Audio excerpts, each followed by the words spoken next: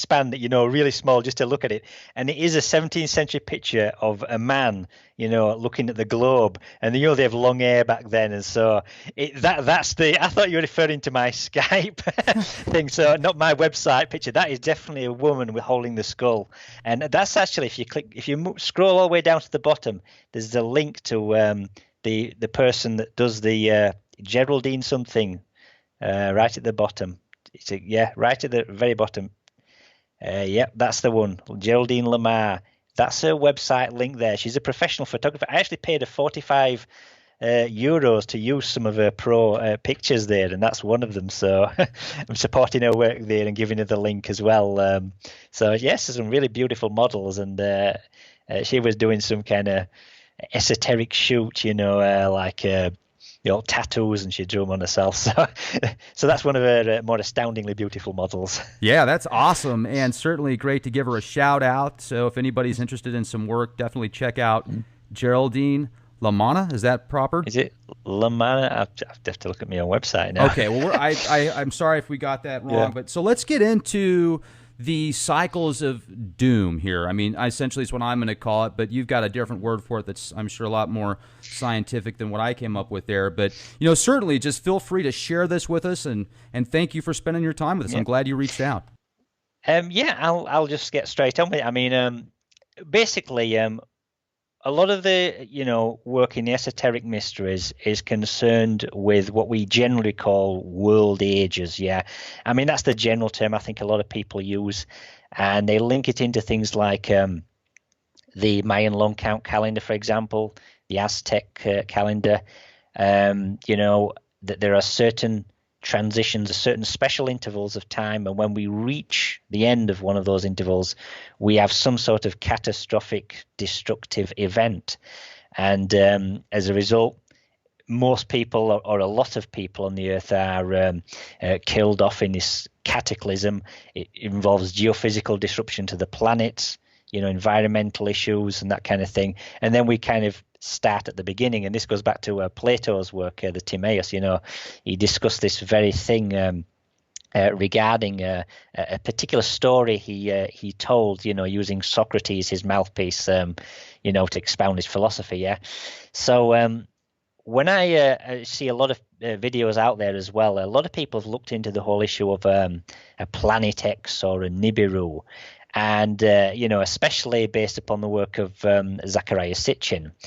And the general viewpoint of a lot of people out there is that we have some sort of unknown celestial body, a celestial body which is in a long period orbit on the order of every several thousand years, highly elliptical, It spends most of its time outside the solar system. It periodically makes a deep penetration, and when it does, it exhibits cometary-type features, or it gets close to the Earth.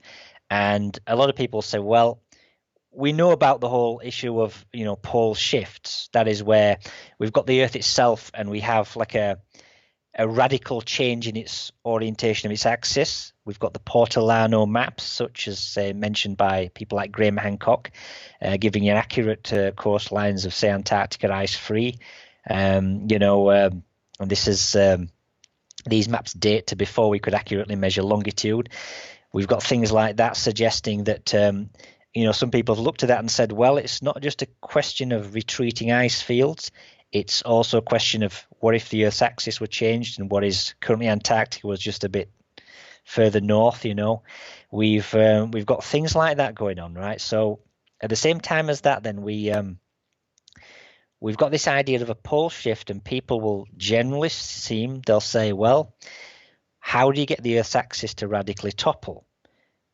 The basic common sense, almost, seemingly the first plausible option is we get another large mass body, gets close to the Earth, gravitationally grabs all of the equatorial bulge, because the Earth's like an ellipsoid, and causes it to topple over. But some sort of close interaction.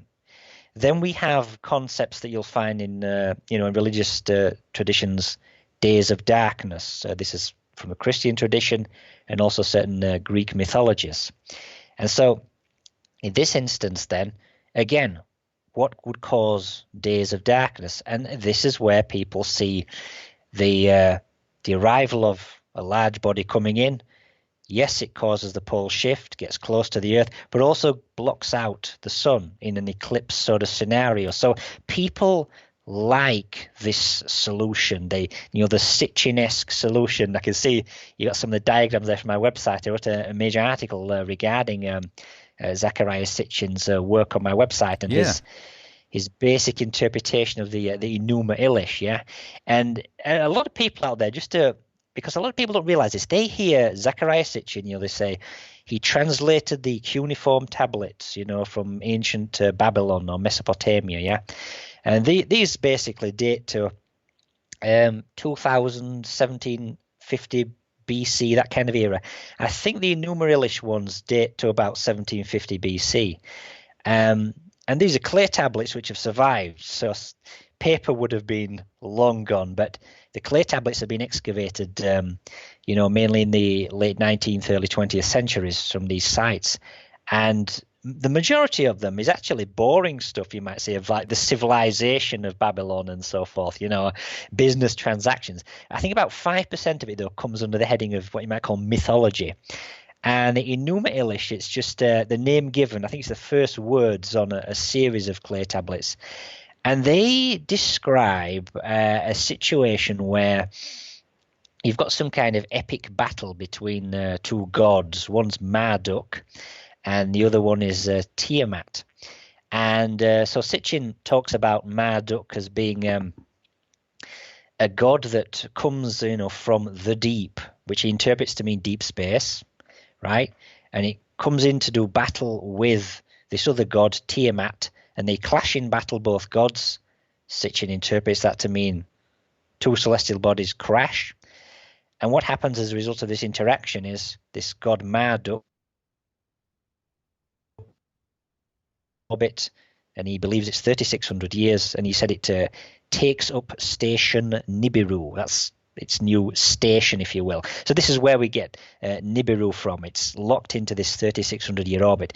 But it's important people understand this is a pure interpretation. He's got a mythological story, and he thinks it's taking place within the celestial realm. And I've got no problem with that. And most of them are. Most mythological stories are like that. And so he interprets two gods doing battle to two planets crashing into one another. And he creates this narrative. Now, interestingly enough, this 3,600-year orbit, this is one of the most, you could say, bizarre things regarding his orbit, because, to put it bluntly, it's purely as a number. Sitchin cites in his book, The 12th Planet, got it in the other room, I ain't got it here, and also Genesis Revisited, he cites this number 3,600 and calls it a sar, and he interprets it to mean a completed cycle, a princely or royal number, but also a perfect circle. That's straight away a bit bizarre, because if he's saying it's for a highly eccentric orbit, and he says it's a perfect circle is one of its definitional meanings, a bit strange. But in my own book, which I wrote here, I wrote all about the Earth itself having an ideal orbit based upon 360 degrees. And this actually shows that, the proofs I developed show that the Earth's orbit was perfectly circular when it had 360 days per year. It was a perfectly spherical form, not an ellipsoid. And it talks about the harmony of the solar system. So I don't really believe he's correct on that point. And again, he sees this god, this new supreme god coming in, this Marduk, sees this reference to this, kind of important number, a princely or royal number, and he makes the connection. And he actually, for me, he actually states, his exact words are, strong circumstantial evidence linking the number 3,600 as a time period that he says is in years to the orbital, what he believes is this god of the Enuma Elish as he's interpreted it. So he's developed this narrative, and there are, as I said, it's it's tenuous. I personally do not believe it is correct, and I'm going to get into that as we proceed. But as I said, a lot of people out there, then, they like Sitchin's work. They see it as the basis. A lot of people have had variations on it. Maybe it's not a small rocky body. Maybe Nibiru is a planet orbiting a star. So they've gone into variant themes like the Earth's in a binary system, and that has got another star. So you've got our sun, another star, and they're essentially moving around a mutual barycenter point, a center of mass. And depending on variations here, you're either going to go for it's the solution to precession, and that's why we have the celestial shift, or you might say, no, it's not a solution to precession, but this binary star is close by, but we can't see it because it's a dark star, a brown dwarf. People have gone down that road, and then so they've said, well, we've got maybe Nibiru, rocky body, and other people have said it's some kind of star, and there's multiple orbital bodies, Nibiru being one of them, and the star doesn't enter our solar system, but the celestial bodies do at certain times. I think a lot of people know where I'm going, and they're saying all that. Now, what I personally have found in my own work, though, is that entire line of thought as an explanation, as a solution to understanding the cause of these cycles of destruction. I believe that is completely in error, and that what we really need to focus on are not it's not the solution involving some unknown body, but what the ancients also talk about, and these are conjunction cycles, right? Now, the ancients often talk in an astrological sense about what they call the music of the spheres. And one of the things that we know about music from the physical sciences is this concept of resonance. And I'm sure you've all seen these little demos where somebody gets a glass, puts it in a controlled chamber, and they hit it with various sound waves. And then it starts to wobble, and then it shatters. Right. First it becomes agitated, and then it shatters. This is because the sound wave frequencies they've hit the natural frequency of the object, yeah? And this is what causes catastrophic failure. Now, when you look at the ancients themselves, their view of it is something similar. They refer to the planets as all sounding out their own wonderful musical harmonies, the music of the spheres. And when certain patterns are established, especially conjunction patterns, that's when we achieve these resonant agitative states, right? Now, I know that, Rex, you've looked at the book like the Nag Hammadi. You've got a copy right next to me, actually. The most updated version. Yeah, I don't know if this is the updated one, but there's a nice one on the origin of the world. One of the this is for people who are not familiar with it. Nag Hammadi. It's a series of paper manuscripts that were salvaged from. Well, I think they've been dated to about the 4th century AD, but they were uncovered in 1945 in Egypt, in a place called Nag Hammadi. There are many treaties. Some of them are Christian in their tradition. Some of them are Egyptian. Yeah, there's even, I think, the Asclepius from the Corpus Hermetica. There's even partially a copy of Plato's The Republic. So it really is a library, as it says on the cover. It's not even one particular viewpoint, but it gives all kinds of, apocrypha, if you will, reserved teachings not generally put out there.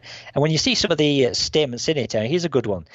When they talk about the consummation of the age, this is from On the Origin of the World, just to relate a point. It says, before the consummation of the age, the whole place will shake with great thundering.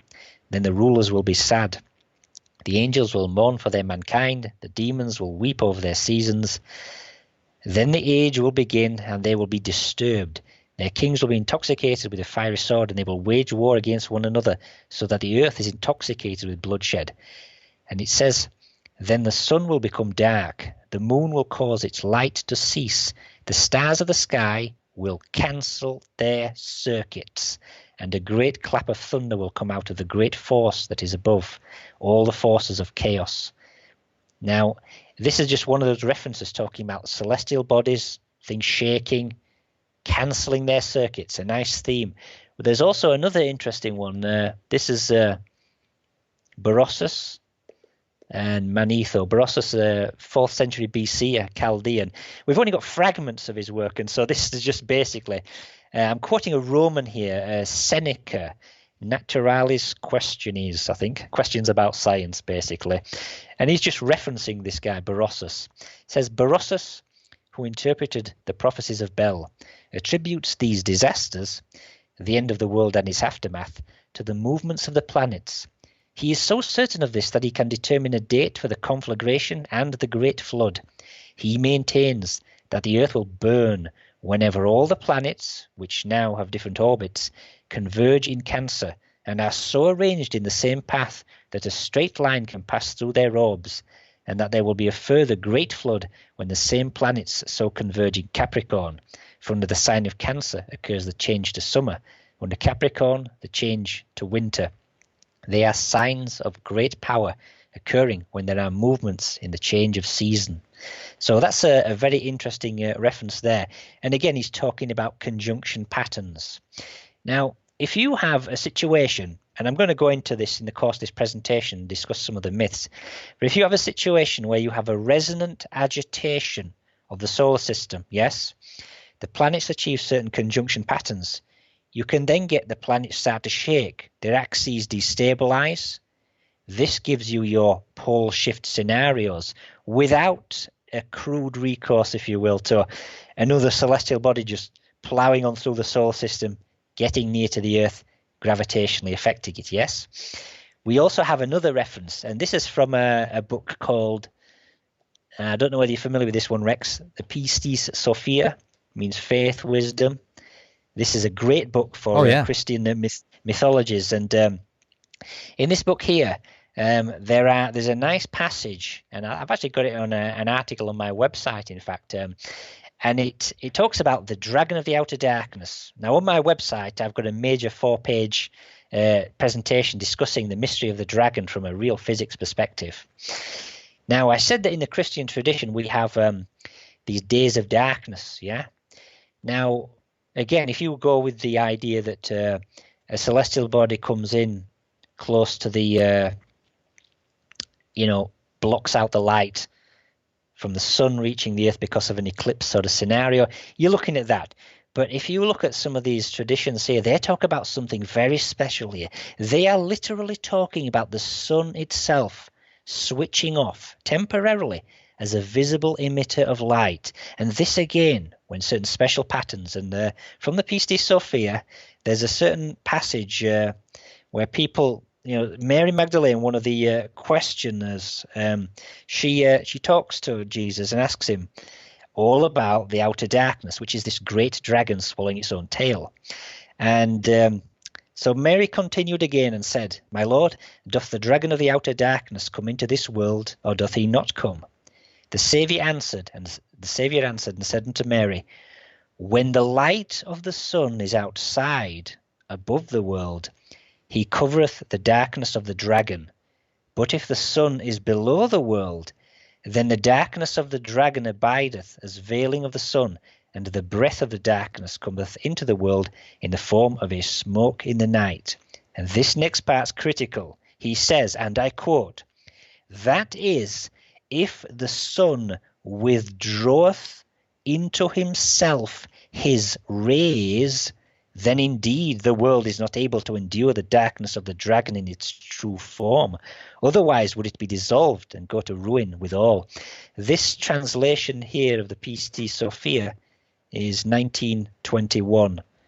Here you've got a guy, G.R. Smith, translating something, and he's literally talking about what we would refer to as the destructive interference of light waves, yes?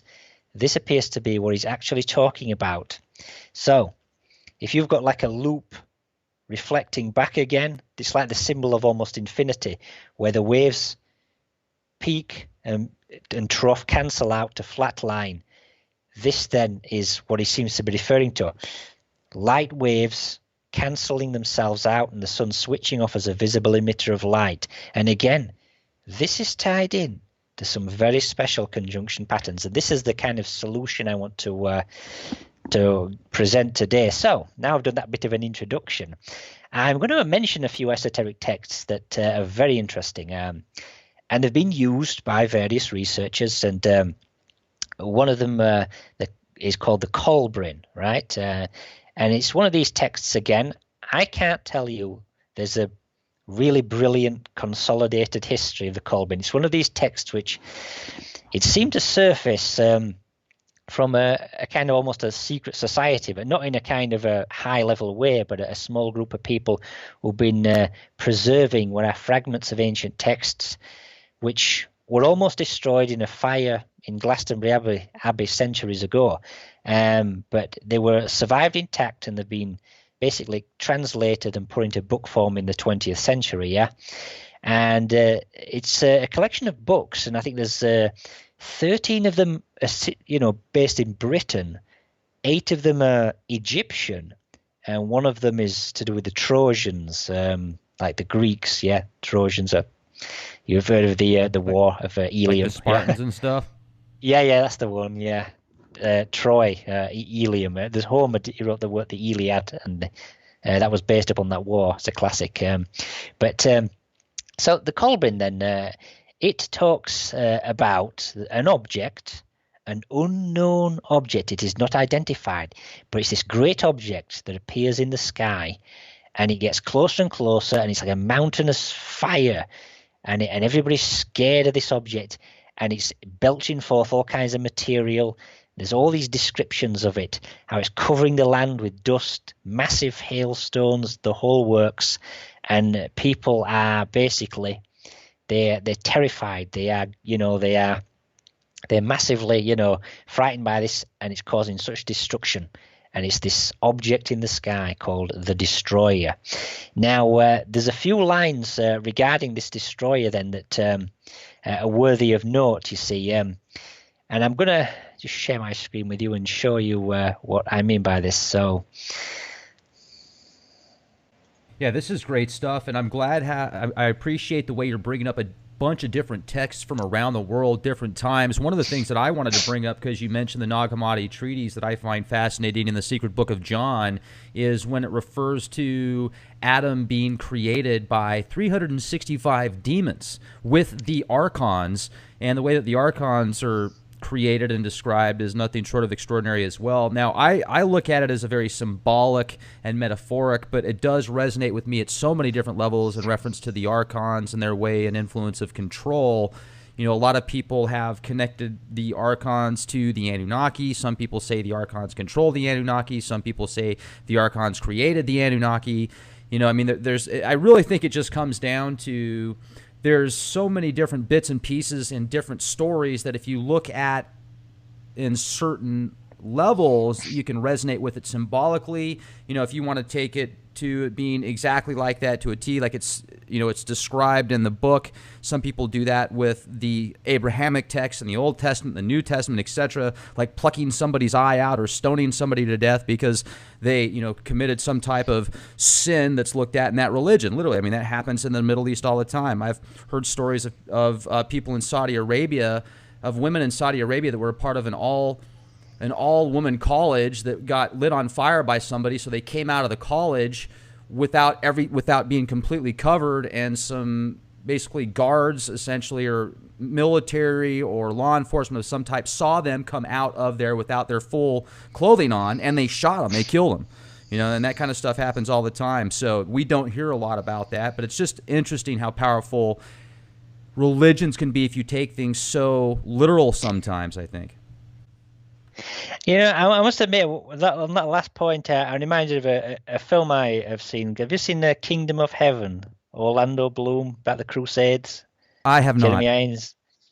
I like that film a lot because, it has some brilliant lines in it. They're under siege, right? You got the forces of Saladin all outside Jerusalem, and they've just had a battle for the day, and they're just, dealing with the wounded. And it was an interesting statement. So Orlando Bloom is defending Jerusalem, and this priest guy comes up to him, and they've got all their own dead bodies. And the priest says something like, well, according to Christian tradition, we can't burn these bodies or whatever, they won't get the afterlife and all that. I can't remember exactly. And Orlando Bloom, his character, he just looks at this priest and says, look, if we don't burn all these bodies right now, we will all be dead of disease in 3 days. God will understand. And if he does not, then he is not God, and it doesn't matter. And I'll just say to all those people out there wearing a veil, God doesn't care whether you're wearing a veil or not. And if he does, he is not God, in which case it doesn't matter. That's what I'd say to that. As far as the thing about, you're going to make that person horny, man. You better put some clothes on. What are you doing? Yeah. Look, you can see her neck, man. Isn't that hot? Oh my gosh. It is crazy. And, in a lot of Islamic countries, it's literally illegal for, say, a Christian to go over there and start preaching Christianity. But it's okay for them to come over to a Christian country. We allow them. We're letting them preach their religion, but it's illegal to do the same. So it's interesting.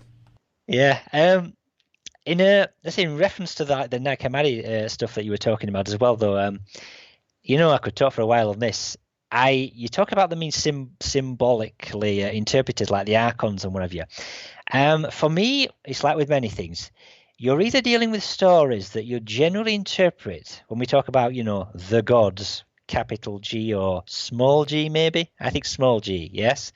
We're either thinking about natural forces and the mathematics of their structure somehow tied into frequencies and also qualitative principles activated.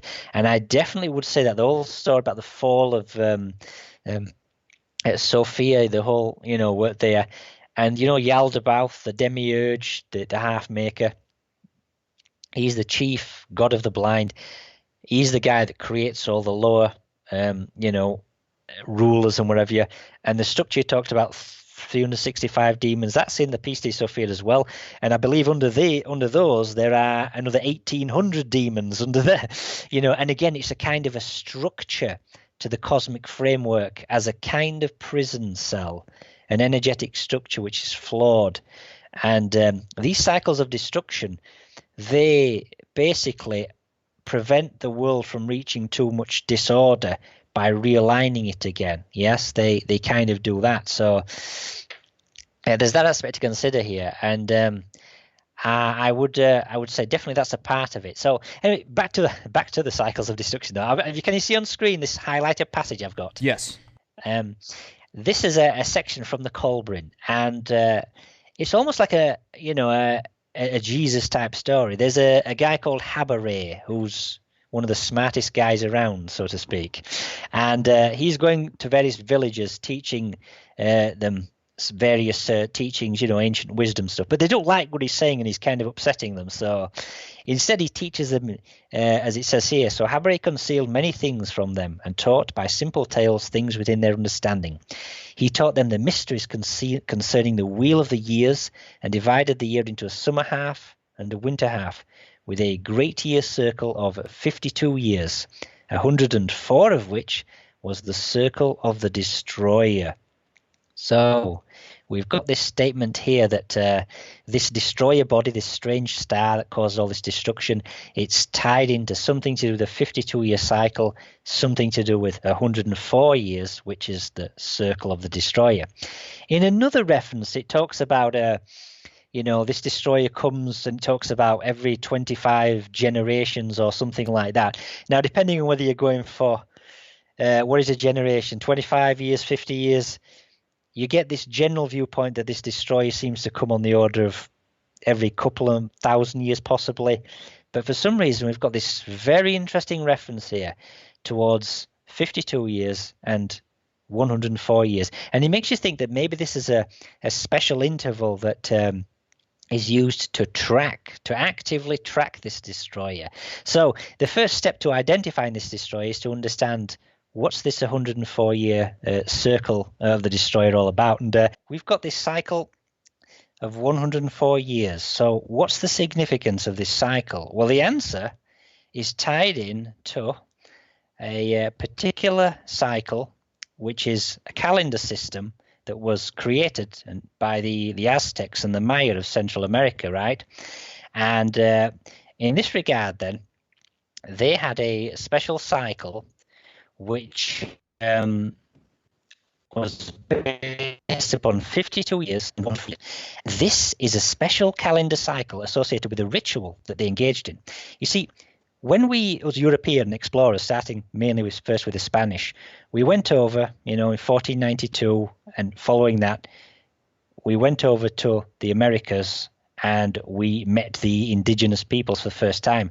And so there were a lot of people that went over there, especially with the Spanish expeditions, and some of them included priests, right? Because obviously they wanted to, when they met the local natives, they needed to convert them to Catholicism, which is the one true religion.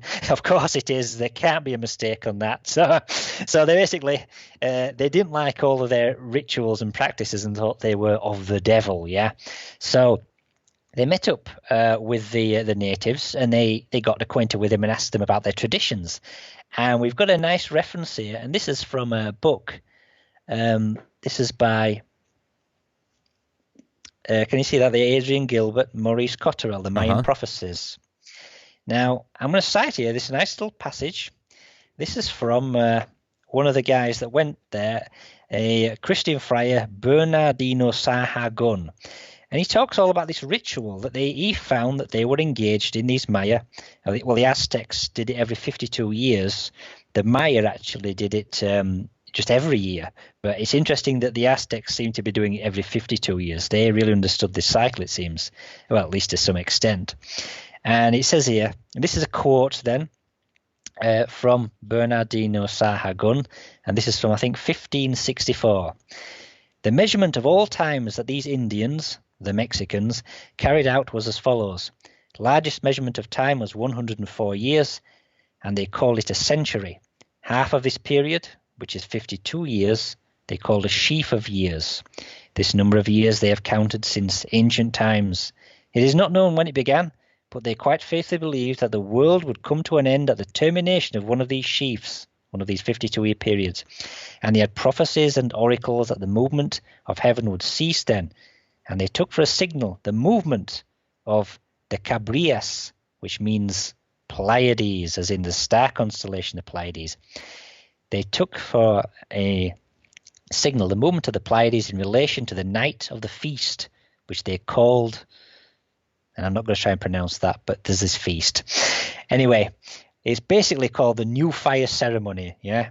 They lit a new fire.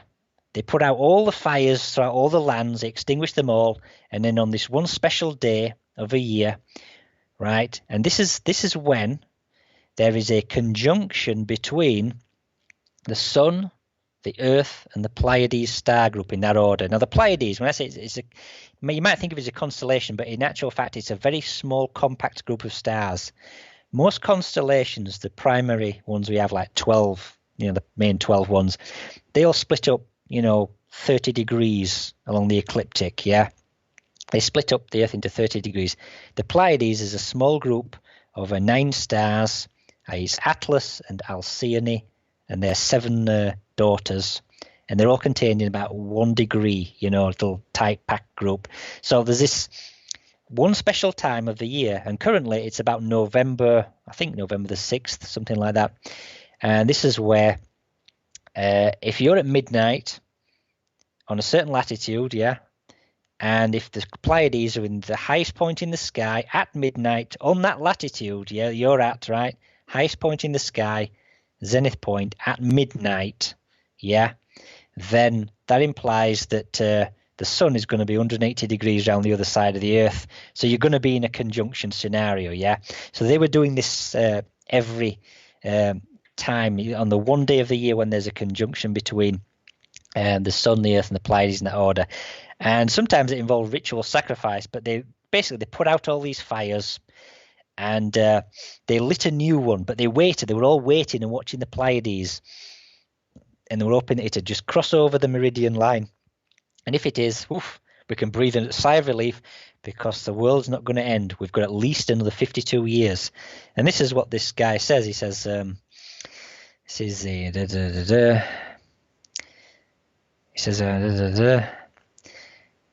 says here, when they waited until they arrived, yeah. When they saw that the Pleiades passed the zenith, they understood that the movement of the heavens was not to cease, and that it was not the end of the world, but that it would last another 52 years, and the world surely would not come to an end. The last new fire ceremony they held was in the year 1507. They held it with all solemnity because the Spanish had not yet arrived.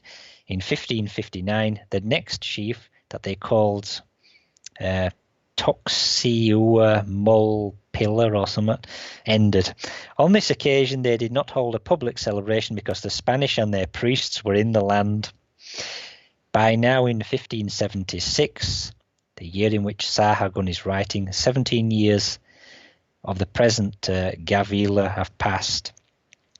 And again, he goes on to say, it is clear that this method of measurement was the devil's invention in order to renew the covenant they had with him every 52 years, frightening them with the approach of the end of the world, making them believe that he extended time and granted it to them as his gift, moving the world forward. So in other words, he doesn't like their ceremony. He thinks it's all of the devil, but it is incredibly interesting that here you've got a ceremony that they do every 52 years, and they think that somehow the end of the world will follow on one of these intervals. And if you double 52, you get 104. And this 104 is tied into this circle of the destroyer. So the question is, why 52 years? Right? If they are actually timing this by observation, and they are doing it at the precise time when there's a conjunction involving the Earth, the Pleiades, and the Sun, then we're talking about every 52 sidereal years. And just bear with me 1 second. Are you in the UK, Keith? Yeah. It's a little chilly out there, huh? A little bit, yeah. It's like 90-something degrees out here in Texas. Feels like it anyway. Oh, God. It's probably 100 and something in my garage right now. I've got some cards here that I've made up just to hold up the screen. Right. So a sidereal year is this length of time here, 365.256363 days, yeah? Because of precession, because of all the background stars subtly shift, right, relative to the solar system, yeah? For the Earth, say, to reconjunct with the Sun and any marker background star, yeah, in the course of a year, it takes this amount of time. We measure the seasons, though, by our calendar in terms of the Earth achieving successive, say, vernal equinox values. And that's equal to the tropical year, which is this length of time, yeah? And this is the tropical year is 20 minutes less than the sidereal year, yeah? So the point is, the Aztecs, they're doing 52 years of the sidereal year, right, for observing their ceremony, yeah? Now, saying all that then, so why 52 years? Well, it turns out that this 52 sidereal years is based kind of loosely on a 52-year calendar that they had, which they actively used to track Earth-Venus conjunctions. And I'm going to share my screen with you to illustrate this point. Let me see now. You can see here on screen then, we've got what is the Mayan Aztec calendar round cycle. And basically, they had 2 units of time. One is 365 days called the Hab, and they had another unit of time, which is 260 days called the Zolkin. And what you've basically got here is the figure. If you set both cycles and you started them both simultaneously, they would resynchronize after completing 18,980 days, as you can see. And this completes 52 years of 365 days and also 73 of these 260-day Zolkin cycles. So this 52 years is in fact 52 calendar years of 365 days, you know. But they get that, and that seems to give them this loose 52 years. But then they kind of use the actual observations looking at the Pleiades Earth conjunction, which means that in reality they're doing their ceremony every 52 sidereal years, yeah? Now we'll just move on to this one here, just to show you what we're talking about here. So here are what you might call standard textbook values, yeah, for the tropical year and the Venus orbital period. And the equation you can see there on screen, right? If you multiply the Earth by Venus orbital period and you divide that by the Earth subtracting Venus, you get this figure here, 583.9202 days or so, yeah? And what that means is, if you have, say, the Earth and Venus in conjunction at, say, 12 o'clock noon position, 0 degrees, yeah? From a top-down view, they both go around the sun anti-clockwise. So, after you have completed 583 days or so, Venus and the Earth will be in realignment. They will not, though, be in realignment back at 12 o'clock noon, but they'll be offsets. You know, they'll be at a different part of the degree thing. Yeah, so that's what happens there with that one. Yeah, so in that instance, I think it's like 1.6 times into the new orbit for Venus. Oh, wait a minute. I'd have to work that out on my calculator. But yeah, I did an animation for this, so I'll have to see if I can get that to you. But basically, they don't reconjunct at the same point in the sky. Yeah, you'd need to have many more multiples before they did that. But anyway, this is where we get this 52-year cycle from, right? But what they did, and you can see on screen here, we get this 18,980 days. But if they take this 260 days, yeah, and they subtract, or say they divide it by 100, you get 2.6. And here's the genius bit. If you take that off, the 18,980, yeah, and you then divide that by your conjunction cycles, you get 32.5, almost dead on, but not quite. In other words, you've got 32 and a half Earth-Venus conjunctions, right, within one of these 52-year periods, yeah? And this is why we double the values. If you double all the values, it becomes 37,960 days rather than the 18,001, yeah? And it's 104 years of 365 days. The correction error is doubled to 5.2 days. So now you contain, within 104 years, you actively contain 65 Earth-Venus conjunctions with exceptional accuracy, yeah? That's what you get here. And there's also, though, in addition to this, another scholar noted that in addition to the basic time cycles, the Hab and the Zolkin, allowing you to track Earth-Venus conjunctions, they also allowed you to track Earth-Mars conjunctions. And you can see on screen here I've done the same thing, same equation.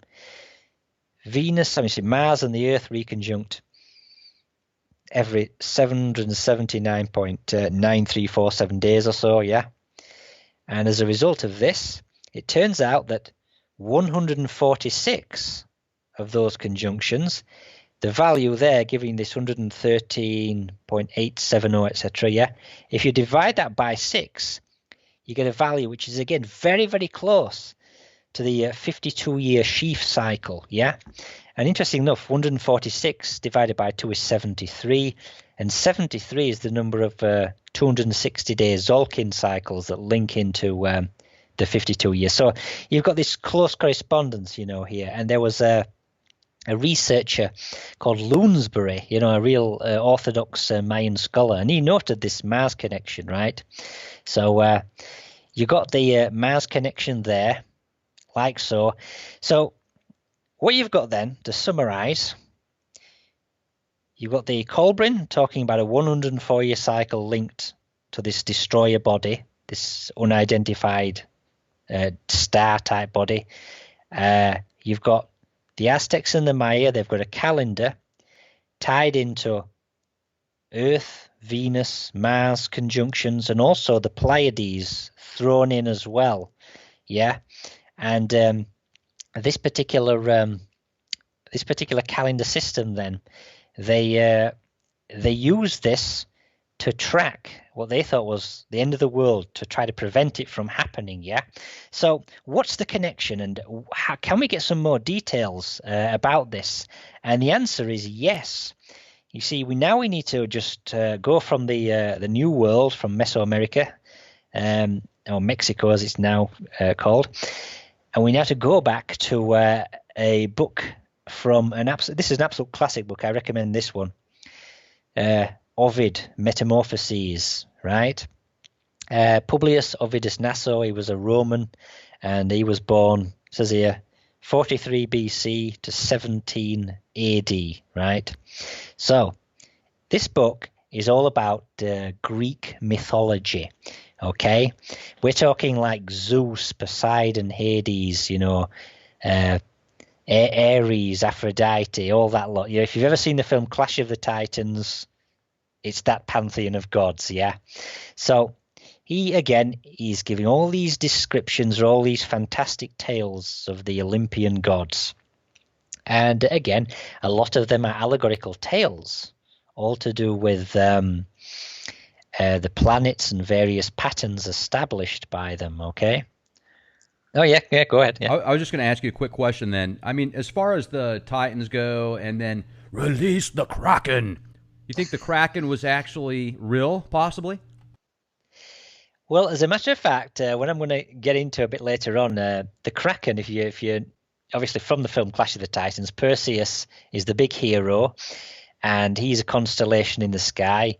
And although it's the Kraken in the films like the one Laurence Olivier was in, and there was a recent remake, the sea monster's called Cetus, which is another constellation. They're both close to one another in the sky.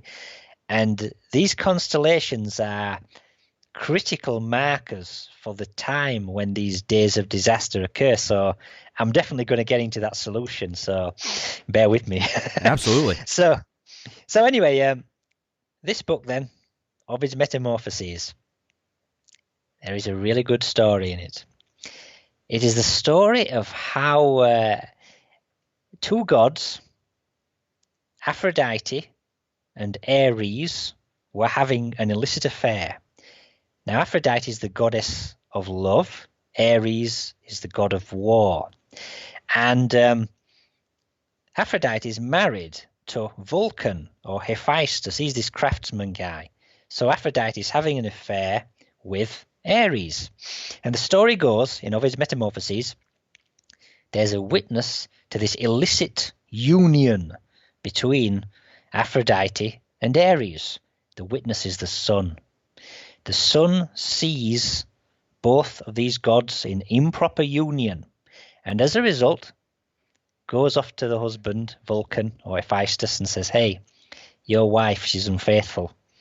Now, what does Vulcan do? Because he's this master craftsman, he flies into a rage and thinks, right, what am I going to do? I'm going to get her. I'm going to get my own back on her. So what he does is he fashions a netting, a special type of net, okay, which is so fine that even the gods themselves can't see the chain netting. So, and he puts all this netting around the rafters of the bed, their marital bed. And then he makes, when all the gods are there, he says, hey guys, I'm going to visit my favorite shrine in Lemnos on the earth. I'll be back in a few days. Knowing that his wife and Ares are going to go straight to the marital bed and, get it on. So they both go then, and they lie down in the bed, and then the chains fall straight upon them and capture them, yeah? The sun goes to Hephaestus and says, hey, your wife and the lover caught. So Hephaestus calls all the other gods in and says, look, I've got him here. My wife's totally unfaithful. And they're all like laughing their asses off, because they've been caught right in the act. Now, what is the solution to this story? Well, that's the first part of the story. Before I get into that, let me tell you what happens next. And this is where we get the mythology, which ties into some sort of earthbound disaster. Aphrodite is released from the chains along with Ares, with some compensation, to the husband. And she's furious with the sun, because the sun was the one that informed the husband, her husband, about the affair. So she decides to take revenge on the sun. And because she's the goddess of love, love is her weapon. She puts it into the mind of the sun to become infatuated with this goddess called Leucotho. Yeah, she's sometimes called the White Goddess, and she's some kind of nymph chick, some really hot-looking woman. Yeah, so the sun is going about his daily job, bringing light to the world. He's going across the sky in a nice smooth arc, and he catches sight of Leucotho on the earth. And what does he do then? Well, what does any man do when they see a hot chick? He slows down in the sky, forgets what his job is. Hello. Yeah, exactly. So he wants to get an eyeful of this hot chick on the earth. And Ovid relates how he's distracted by this woman every time he's going round. So sometimes he's going too slow, other times he's plunging into the waves too fast at the end of the earth, He's kind of all over the place. So what he does is he goes to visit Leucotho to declare his love. He's disguised, as gods do, as Leucotho's mother. And when he gets there, Leucotho has 12 maidservants, right? Big hint. He dismisses the maidservants and then reveals himself to Leucotho, and he embraces her, engaging in a union with her. In other words, they make love, just like Ares and Aphrodite. Now, what happens is Leucotho's got one of these jealous type sisters who says, hey, to their father, the sun and Leucotho, they've been getting it on here. That's not right. So his father is furious, what his daughter's done. And as punishment, he kind of buries her in some kind of pit. And the son tries to rescue her, but he can't, and she ends up dying. As a result of Leucotho's death, because the son was in love with her, he's now grief-stricken. And he goes a pale, sickly colour. In fact, Ovid goes out of his way to say the sun goes totally dark, and it strikes terror into the hearts of mortals. And he explicitly says this is not just the result of an eclipse. This is something more. The sun is totally dark. And he even says the last time this occurred is when he lost his own son Phaeton, which is another interesting story. That's for another time, though. So the sun goes dark. So firstly, we've got the sun all over the place, distracted, going across the sky. Yeah, and then we've got the sun going dark. And all this is tied in, seemingly, to some destructive events. Because basically, if we're talking about the sun slowing down and speeding up in the sky, we're not really talking about the sun. We're talking about the Earth's axis being destabilized. And we're talking about the sun suffering a general switching off as a visible emitter of light. Now, what is the solution to that story? Well, oddly enough, this book here, Hamlet's Mill, has the answer. And I can't remember the exact page, but there was a guy, Lucian of Samosata, does give the solution to this.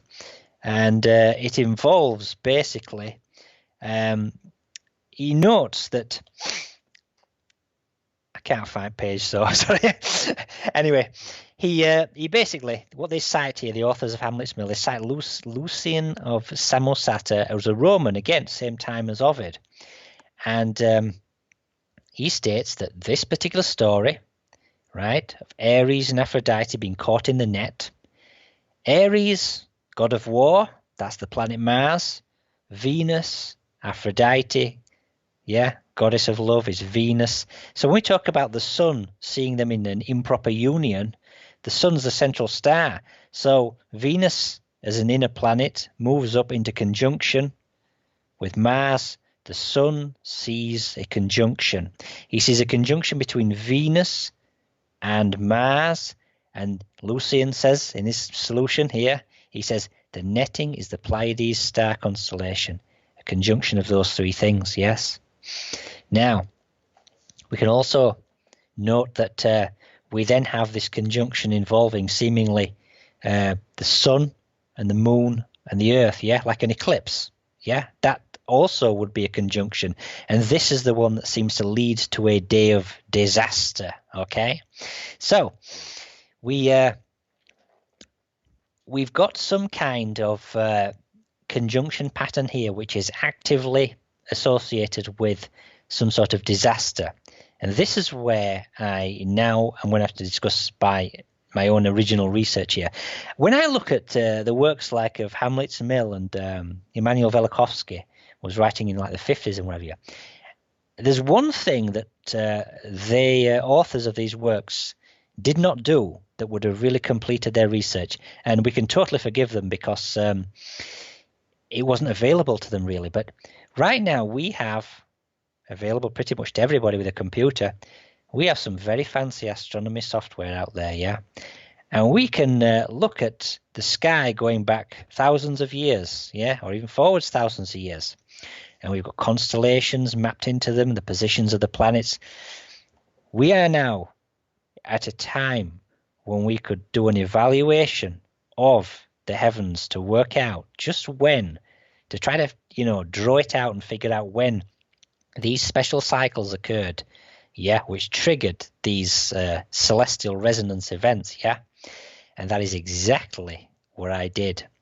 I went to do a package called Starry Night, Starry Night Pro, a ridiculously expensive one, and I've got it on the computer, and I did a very deep analysis of all the conjunctions that were involving associated with Venus, the Earth, Mars, the Pleiades, going back from the present time back to about 14,000 BC, and I wanted to see if I could work out when this kind of pattern as identified in Ovid took place and whether I could really confirm it. Now, here's where we have to get a bit esoteric. So let me ask you, Rex, what do you know about remote viewing? Well, I guess you could say I know more than most. I've interviewed Daz Smith, Dick Algar, Courtney Brown. I've researched it quite extensively as well. I know about the controlled remote viewing program that the military has. I've talked to Pat Buchanan, so I know a little bit. Well, I got somebody to remote view what is generally referred to as Planet X. The body in question identified in the Kolbrin. I designed a unique experiment, well, to me at least, a specific tailored experiment in order to try to determine and identify what the celestial body in question was. And one of the classic ones I had at my end, a ton of envelopes, all with random codes on. And I sent the remote viewer a list of those very same random codes. In each envelope were target details, right? And I basically wanted him to try to remote view it. But let me tell you the basis behind this experiment, though, before I proceed to the results. Everything I've told you so far, you're no doubt familiar with the work of Velikovsky, right? And Immanuel Velikovsky, and you've also interviewed, is it Walter, is it Thorndike, is it Thunderbolts? Wal Thornhill, great guy. Wal Thornhill, yes. I've seen a few of their presentations as well, and they follow the work of Velikovsky.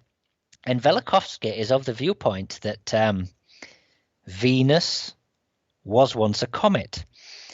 And also, the Thunderbolts project, Wall, is from the previous interview, a lot of people are under the impression that Venus is a recent entrant into our solar system, that prior to about 3000 BC or whatever, no records of it, and it came in as a comet, caused a lot of devastation, and then went into a kind of a planetary type orbit, Now, Velikovsky was of the view that prior to the 8th century BC, for a period of a few thousand years, the Earth had 360 days per year, and that something happened round about the 8th century, and that caused a change so that the length of the year then increased to that one, went to 365 days or so,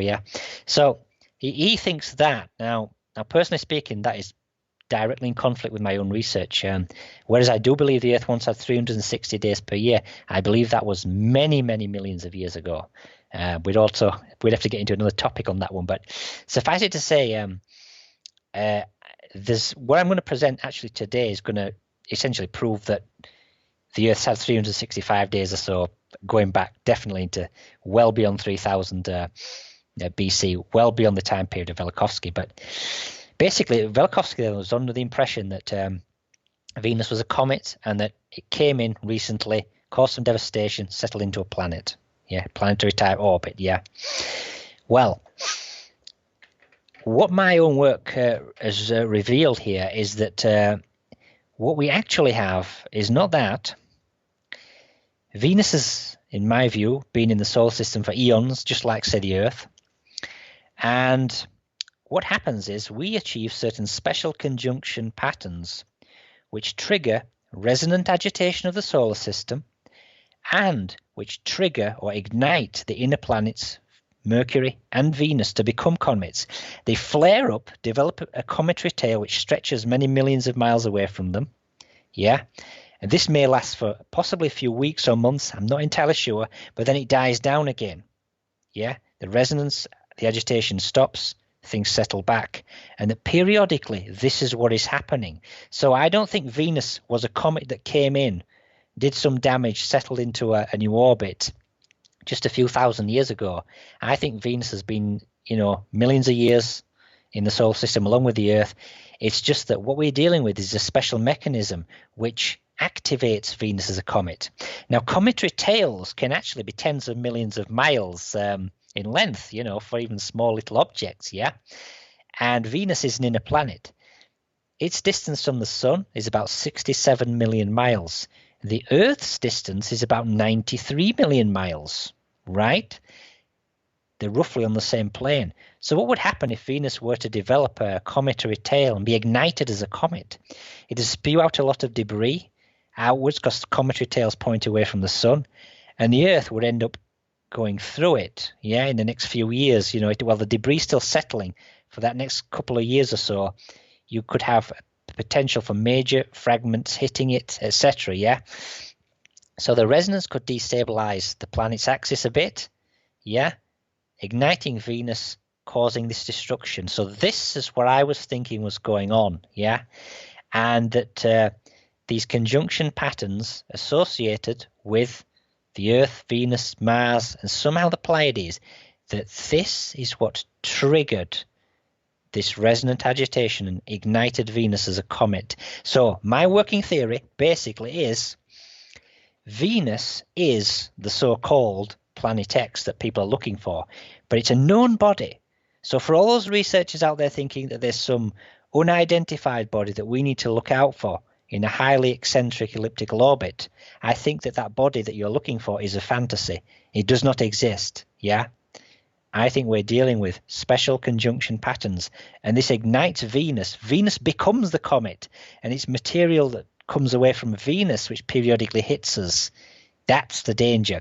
And I'm going to tie that together with some geophysical evidence. But for now then, I had got this remote viewing project, and I know a remote viewer, and I have to say it was working blind. So he had absolutely no idea what the experiment was, and it was a big ask. I knew he was interested in this subject, and we've been speaking on and off for several months or whatever, well, maybe a year or so, here and there. But I kind of approached him, in a lull point, and I said, there's this project I'm interested in, and I know you're a remote viewer, you've told me. And I said, I know you're really interested in as well, and I can't tell you about it, obviously, because you've got to be blind. You need to know nothing about it. And so I said, but I'll share, give you full disclosure, full details and everything, right? And he said, okay then. So I said, what I'm going to do is this. I'm going to send you 62 random codes. That's what I sent him, a list, yeah? So I sent him random codes, right? At my end, I had 62 envelopes, yeah, with these random codes on. And inside each envelope, sealed away, right, I got a slip of paper. And the slip of paper had on it the target details. And the target details were quite simply the Sun, the star at the center of our solar system, the planet Venus, and the planet Earth. And associated with them were various dates. I had a date next to them. And these were dates going back, to various times I've identified through the Starry Night program when we had close conjunctions involving the Earth, Venus, Mars, and the Pleiades. And basically, it was almost intuitive in some respects. I picked a bundle of dates that I thought would be the best contenders, and I thought these were the dates when something strange might be present with the colour of the sun, whilst simultaneously Venus might be exhibiting cometary-like, features. And I thought, I'll give him all those. He'll remote view them. And what I was thinking, the essential thing was this. I was thinking that he would give me details back, which would either be kind of boring, just identifying a spherical body, no features, nothing to see, whatever. And he'd identify that different times. And then on one random occasion, he'd identify something that looks like it's active in some way, in an unusual way. And I was hoping if he targeted Venus, and he didn't know if it was Venus because he had no idea what the target details were in the envelopes, yeah. What I gave him, though, were 3 questions. I wanted to keep some structure to this. So I gave him the random codes, and I said, here are 3 kind of non-leading questions. I said, describe the shape or form of the target, question 1. Question 2, what is the colour of the target? And question 3, is the target engaged in any significant activity or isn't it? So I gave him those 3 questions, and he kind of created his own templates to that effect. He wrote verbal or written descriptions to those 3, and he also drew a picture of what it was. Now, I could go through all the sessions myself, but I'm only going to give you the 2 key ones which were critical, because I found what I believe was a critical pairing, and this is the most exquisite thing. And these dates, when I asked him to view the various planets, the Earth and Venus and also the Sun, they were exceptionally precise. So by way of example, we can see that there. Mm-hmm. It says time of interest, Julian calendar, 5th of October, 3153 BC, target the Sun, the star at the center of our solar system. You see that code there, yeah? When I opened up each envelope, yeah, it had the code on, yeah? I immediately took the piece of paper out and wrote the code on it so that I'd know what slip of paper associated. And he gave me a PDF file of his results, yeah? He gave me a scanned PDF file of all the sheets, and he only managed to do 11. But the critical pairing I was actually wanting, yeah, he did it, yeah? It was an amazing success. And I'm going to just go through the results with you and show you the scanned images then on screen. So what happened then was this. I got and just to show you as well, when I put all the targets and printed them out and put them in the envelopes and sealed the envelopes, I then shuffled them behind my back. And then I stuck on these little labels with the codes. So not even I knew what target details were in what envelopes. And I had dates going back. I had several round about 3000 BC, several round about 7000 BC. I had a few round about 10,000 BC. I had some round about 2000 BC. I had like a multitude of dates all over the place because I wasn't sure. And I thought, I'm going to look at all these conjunctions and pick the best ones involving the Earth, Venus, Mars, and the Pleiades somehow, and just see if he can view, one of these targets blindly and give me some descriptions which indicate that there's this strange activity going on with these planets, with these celestial bodies, that would nail the time when we had one of these disasters. And that's what I was exactly after. So what I did then with the first one, right? The first one was, see now. Let me just hold this up for you.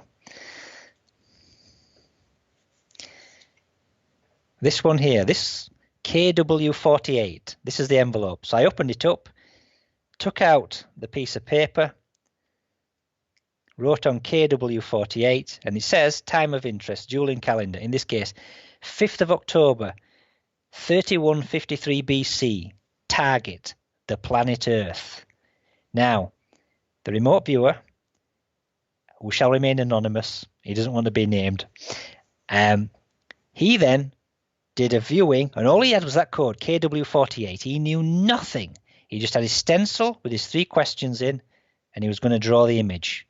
So the target's the planet Earth, and we've got the date here, so I'm going to share my screen with you and show you exactly what he actually found. This is the first pairing of interest. Now, can you see that on screen? Sure can. Looks great. Yep. So he's got, describe the scene for event above, and it says primary shape and features. Man standing with staff, dresses in robes, dog or other 4-legged animal nearby, people sitting on hillsides. A river flows nearby, bright 6-pointed star in the sky. And then he puts main colour, earth tones. Now that's very interesting because the target is the earth, and he's kind of picked up on that. And he says, quiet, people quiet and orderly. Maybe they are eating. Man and people are waiting for something. And he's got, see this guy with his staff and the way he's drawn him. And there's this river on one side. We've got all these groups of people waiting around, and we've got a 6-pointed star. And this, again, he's totally blind. He doesn't know what he's viewing. He doesn't know the significance at all. So, you know, when we have a disaster on the Earth, we'll tend to get a mass movement of people, won't we? We'll kind of get like an Exodus type event, wouldn't you expect? And when I saw that, do you know what I thought to myself? I thought, look at Charlton Heston there in the 10 Commandments, parting the Red Sea. We've got a few animals in the gap bit there with all the people waiting around. He's there with his staff. You can see that right there. I swear to God, I thought, this guy could be channeling the very movie, you know. And in the way remote viewing works with intent, you know, it is conceivable that he was channeling the movie scene, you know. But I think he'd latched onto some sort of Exodus type scene, you know, with that remote viewing. Now, I realize that initially looking at this, you're thinking, well, maybe, but it could mean anything. Well, here's where things get very, very interesting, okay? See, I've just shown you that was, the target for that was planet Earth, 5th of October, 3153 BC. So his session then, I tentatively thought, it looks like an Exodus scene. Then I looked at another code, okay? I looked at another code that he'd given. This was this one here, XQ27. So I'll pull it out. Oh, I know what that is. I'm just kidding. They're all randomized. I randomized this code myself. So. But I wrote it on. Time of interest. Julian calendar. 5th of October, 3153 BC. Target. The planet Venus, right? So this turns out, this next one I'm evaluating here, is exactly the same date, right? 5th of October, 3153 BC, as the one with the, you know, tentatively the Exodus moment. So I look at his scanned image, what he has done. He's looking at the planet Venus. He's blind to it, though. He doesn't know what he's looking at. But he's got his stencil, and he's going to fill it in. So here's what he sent me. I was astonished when I saw this one. This was just brilliant. So let me share my screen with you. This is better than Men Who Stare at Goats. Do you see that there? It's pulling up right now. There it is, yeah. Yep. XQ27. And he writes, he's inside of a tube populated with spheres. Scale could be atomic or planetary or anything in between, but most likely atomic. Tube is curved. The main color, steel gray. Activity with tube or scene, with object or scene. I am moving, hurtling through the tube, narrowly avoiding the spheres. And you've got this drawing here where he's me, and he's like going through this slightly curved tube, all these massive particles and whatever, yeah? And I've got to tell you, if he is not viewing a cometary tail, I have no brain in my head. It's right there in front of you. He talks about mainly being small, but up to planetary scale, yeah? And he's going through all these spheres.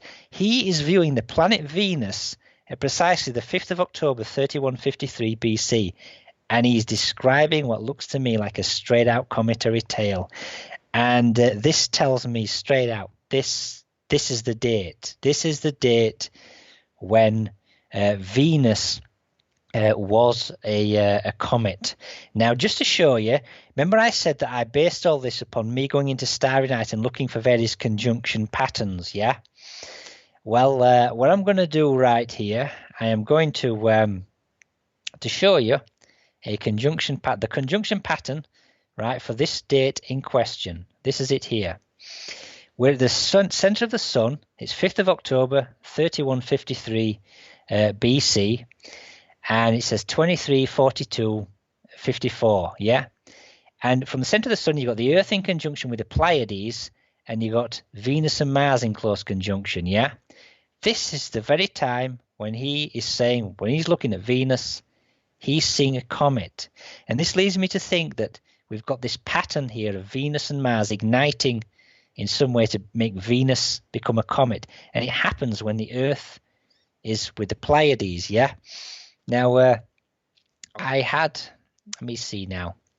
There's one other thing I want to try and show you here, and I'm going to have to go into Starry Night, and I'm going to, let's see now. Let's see. October. Just messing about here. We're in Starry Night here, and I'm going to go to this one here. But let me show you. I'm going to go for the sun center. Sun center. Right. So, you see what it says Alcyone? You can't actually select the Pleiades as a star grouping as such, yeah. So Alcyone is one of the main stars of the Pleiades. So you can see there that we've got the Earth and the Pleiades, right? And we've got Venus and Mars, close conjunction. This is the same kind of time frame. But remember the myth of Ovid, right? There's the moon involved in this. So what I'm going to do is, and we're a bit in the way with the Skype thing, so I'm going to have to do that. I'm going to show you here. We're going to lock onto the Earth, center on that. Let's just go straight in there. You can see the moon here, yeah? Yep. Now, I'm going to just adjust this slightly. One day. We're going back there. And I'm going to go 7 hours. 1, 2, 3, 4, 5, 6, 7. Well, we can go 8, I suppose. There you go. And you can see the moon's just above it, yeah? The moon actually is, in fact, in conjunction. It is closer to the Earth. Distance from observer 0.9809. Distance there 9836. The moon is in between them. And remember what the Leucotho is, you know, if it having a union with the Earth, yeah? And in this case, the Pleiades star group is kind of capturing or freezing the Earth and Moon in union, yeah? It's as if this is the follow-on. We had the Mars and Venus captured by the Pleiades, and then in part 2 of Ovid's Tale, we've got the Moon in conjunction with the Earth, and this is what causes the death of Leucotho, so to speak, and the Earth, the Moon, in a way, because of her death, you know, she's the love of the sun's life, so he goes pale, goes dark when this happens, and the agitation is all tied into that. So basically, this seems to fit the very date in question, right? It seems to fit the precise date in question. Now, here's the interesting thing as well, though. So let me just get rid of this.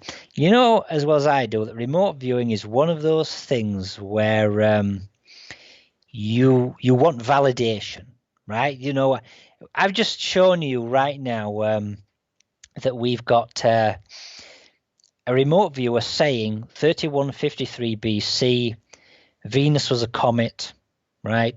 And if that's the case, I'm saying it's spewing out material from its cometary tail, and the Earth may well hit significant fragments of it, yeah? If that's the case, then is there anything to back up that remote viewer that is a time of disaster? Well, here's a nice book I want to draw your attention to. Uriel's Machine, you can see. This is Christopher Knight and Robert Lomas, yeah? They talk a lot about destruction to the Earth, and they give all kinds of various graphs and whatever, you're looking at various things which note changes to, tektite rocks, layers on the Earth, which have, ozone layer things. They're looking at tree ring data, the whole works. They're looking at all kinds of geophysical evidence tied in to seemingly, global upheaval at various key dates. Yeah. So I'm going to cite now. I'm going to show you an image from this particular book. This is concerning it's a particular researcher that they were looking at. I'm going to share my screen with you again. Do you see that there on the screen? Yeah. It says, we know from the magnetostratigraphical record of the planet that the comet described to Enoch, see, they're referencing the Book of Enoch here, did hit around 3150 BC. We did not know the whereabouts this comet had impacted, but we had contact with a man who did. And they refer to Robert Temple. He's wrote a few books. I've got a few of his books. And again, they refer to a Professor Ioannis Liritsis, University of Rhodes. Quite independently, this particular professor found evidence that a comet did hit the Mediterranean Sea around 3150 BC. He had developed his own case from a variety of evidence, but he had not considered the disturbance to the magnetic record of the Earth that we had detected. He was pleased to hear our confirmation of his findings, though. So here you've got a guy that basically is, there's a few people here.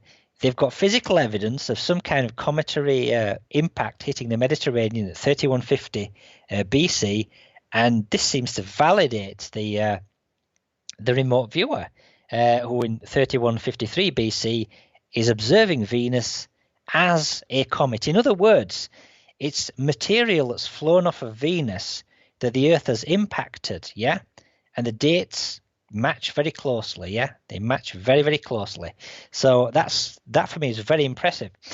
Now, so we've got then is a couple of conjunction patterns here involving Venus and Mars, the Sun near the Pleiades, and it seems as if when we get this, yeah, somehow this is tied into Venus being a comet, okay? Now, let me then go further and say something else, because I looked at some other data, right? I looked at some other data which really takes this forwards even further. I looked at a future date. Now here I'm going to cite another book. This is a screenshot here. The Cosmic Winter. Victor Klube and Bill Napier, 1990. One chronicler, I believe this is actually a monk from a monastery or something, leaves reports of the most immediate cause of the plague. You see, we had the so-called Great Plague in the mid-14th century, the Black Death in Europe, wiped out, depending on estimates, it's either half, two-thirds, or possibly a third of the population of Europe. And it also hit other countries, even China. So we had this massive, death going on. And in 1345, this guy writes, quote, between Cathay and Persia there reigned a vast rain of fire, falling in flakes like snow and burning up mountains and plains and other lands, with men and women. And then arose vast masses of smoke, and whosoever beheld this died within the space of half a day. There seems to be little doubt also that a worldwide cooling of the earth played a fundamental part in this process. The Arctic polar cap extended, the changing the cyclotronic pattern, etc. And this caused widespread famine, death, and social disruption, right? And again, you had falling populations, abandoned villages, the whole thing. So even before the Black Death came, then a human catastrophe of great proportions was underway in late medieval times. So, in history, we know that this 1345 date, or the first few decades of the mid-14th century, we had massive death and disaster. Now, in Orthodox history, this is all put down to the plague, the bubonic plague. Yeah, but here he's saying no. If you just look at the physical evidence, we have got people describing what looks like a fire, sky on fire dropping down. So this led me to think, wait a minute, if we have got this kind of fiery sky going off at this time, 1345, yeah, could there be a connection to these conjunction cycles involving Venus and Mars? Yeah. So, you know how I said previously with the sidereal year and the way the Aztecs did their calendar, yeah? The background stars, right? They're very, very far away, and we've got the sun, the center of our solar system. So the Earth's orbiting the sun. There will be only one day of the year, one very special day, when there will be an alignment between the sun, the Earth, and the Pleiades star group. So I went to this year, 1345, and I put in the precise date, 1345, and put the Earth right there when it was in conjunction with the Pleiades. And then I looked to see what was going on with Venus and Mars. And here is what you get. This is it right here. Using again Starry Night. When the Earth is in this conjunction with the Pleiades, we've got a very tight conjunction between Mars and Venus, just offset, around about 25 degrees or so, on the one special day. Now, to have that close conjunction there between Venus and Mars, like that, happening right there on the day in question, okay, when we get this conjunction of the Pleiades, it made me think, although not apparent, that Venus was ignited as a comet and we had a disruption to the solar system, possibly weaker slightly than the one in 3153 BC, but the same configuration was present.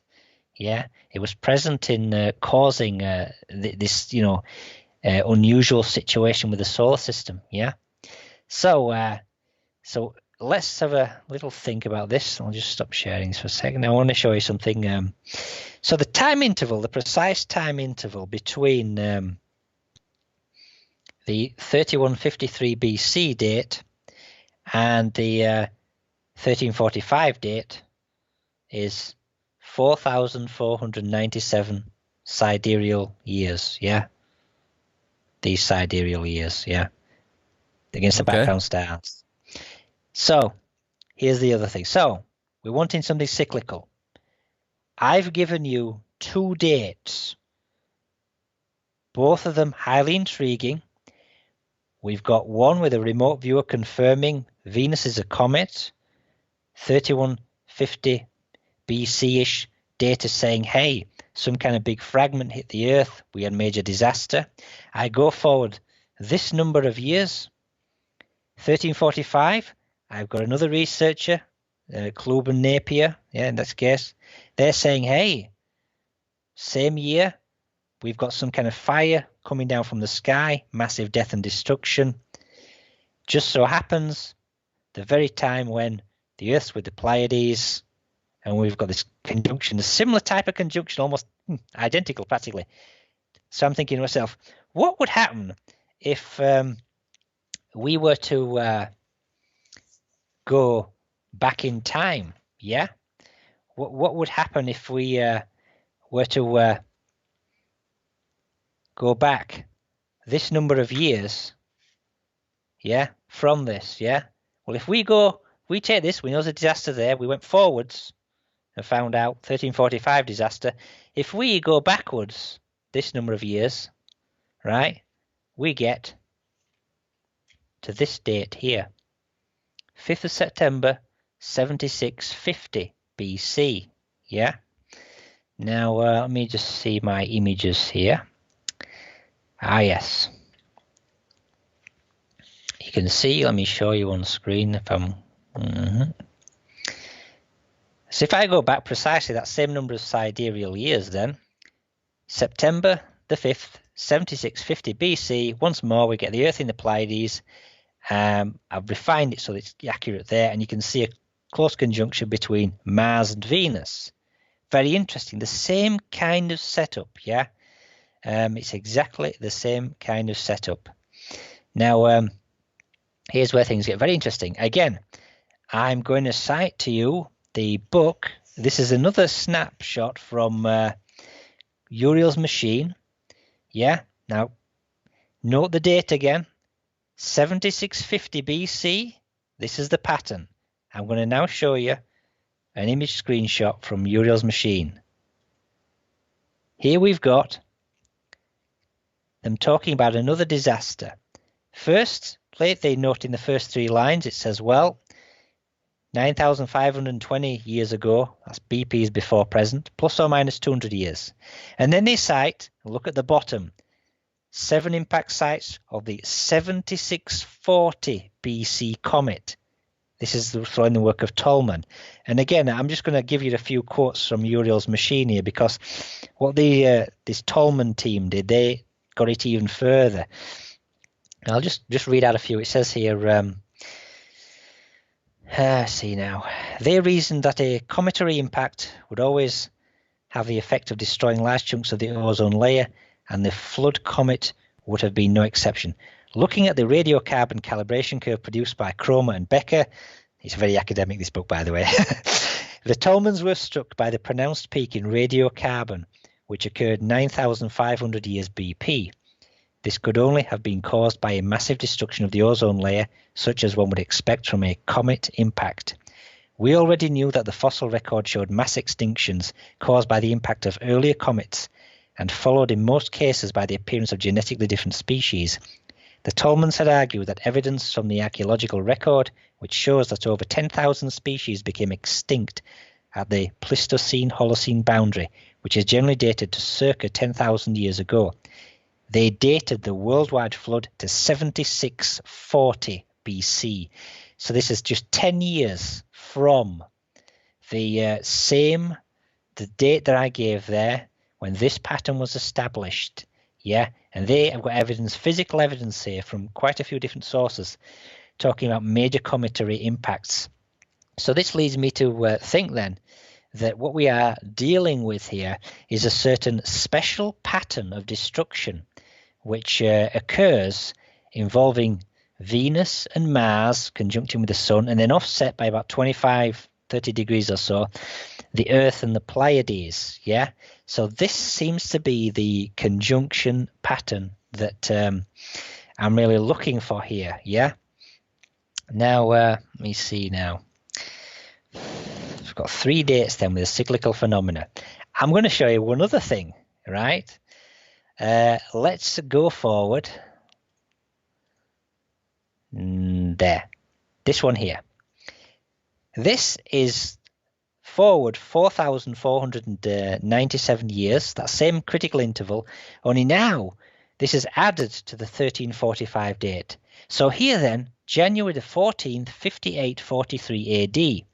Once again, we've got the Earth and the Pleiades in conjunction, and we've got Venus and Mars slightly offset. So if you were to ask me, Rex, what date would I expect the solar system to go into resonant agitation? What future date? I would say this is it. This is one of them. As a very precise date, I would expect this pattern to continue, and we would have a resonant agitation. The sun will go dark. The planet Venus will ignite as a comet. Yeah. And we will have disaster. So this is a specific forecast for the future, I should say. Following this interval forwards, it's happened 3 times already, bounded by an interval of 4,497 years. So I would expect that in the future then, we would get this. Now, here's where things get really interesting. So far, I have shown you these 4 different dates, yeah, and you all have this, they all have this same pattern that you can see here, but I have shown you them from the sun looking outwards. It's very interesting what happens when you go above and look at a plan view, right? A plan view of all 4 dates. So feast your eyes on this one here. Do you see that on screen? Absolutely. We've got then all 4 dates and you can see that the planet that wasn't apparent from the views I was looking at was Mercury. Mercury is involved in the conjunction with Venus and Mars, only it's the other side of the sun, right? So what you've got essentially is all 4 dates. You've got the sun, the Earth, and the Pleiades conjunction, and then you've got Mars, Venus, the sun, and Mercury, right? And so right there then, you can see then that there's this other planet involved in it. And this makes matters really, really interesting. So at this moment in time, I would say tentatively what I've identified here essentially then is that we've got basically a special pattern assembled which seems to result or trigger resonant agitation of the solar system, causing the Earth to go into, all the planets, to go into an agitated state, their axial rotation disrupted, and Venus would ignite as a comet. I would actually say straight out, I believe Mercury, Venus, and Mars, all planets involved in that triple conjunction, I believe, are affected by this. And if you actually look at some of the passages from the Kolbrin, they actually indicate that there's more than one body than just a destroyer. And this seems to make me think that Mercury is also involved as an inner body, because it talks about one small body coming in and causing disruption, and it's just another body moves ahead of it and takes over and is even more intense. There's a few references to that effect. So in looking for patterns of destruction, then you get this. Now, what I also want to show you here, because we've now got Mercury in the mix, I'm going to show you something from my website. I believe this is, no, not that one. Got the wrong one here. I'm going to show you something from, here we go. This is the book Popol Vuh, Mayan Astronomy Mythology, right?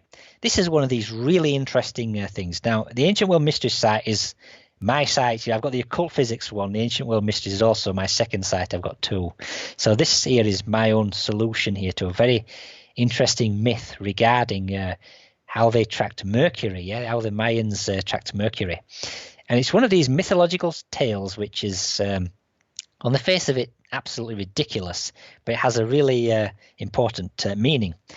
And it's about a character called Zipacna here, and he meets up with 400 boys who are dragging this log, right?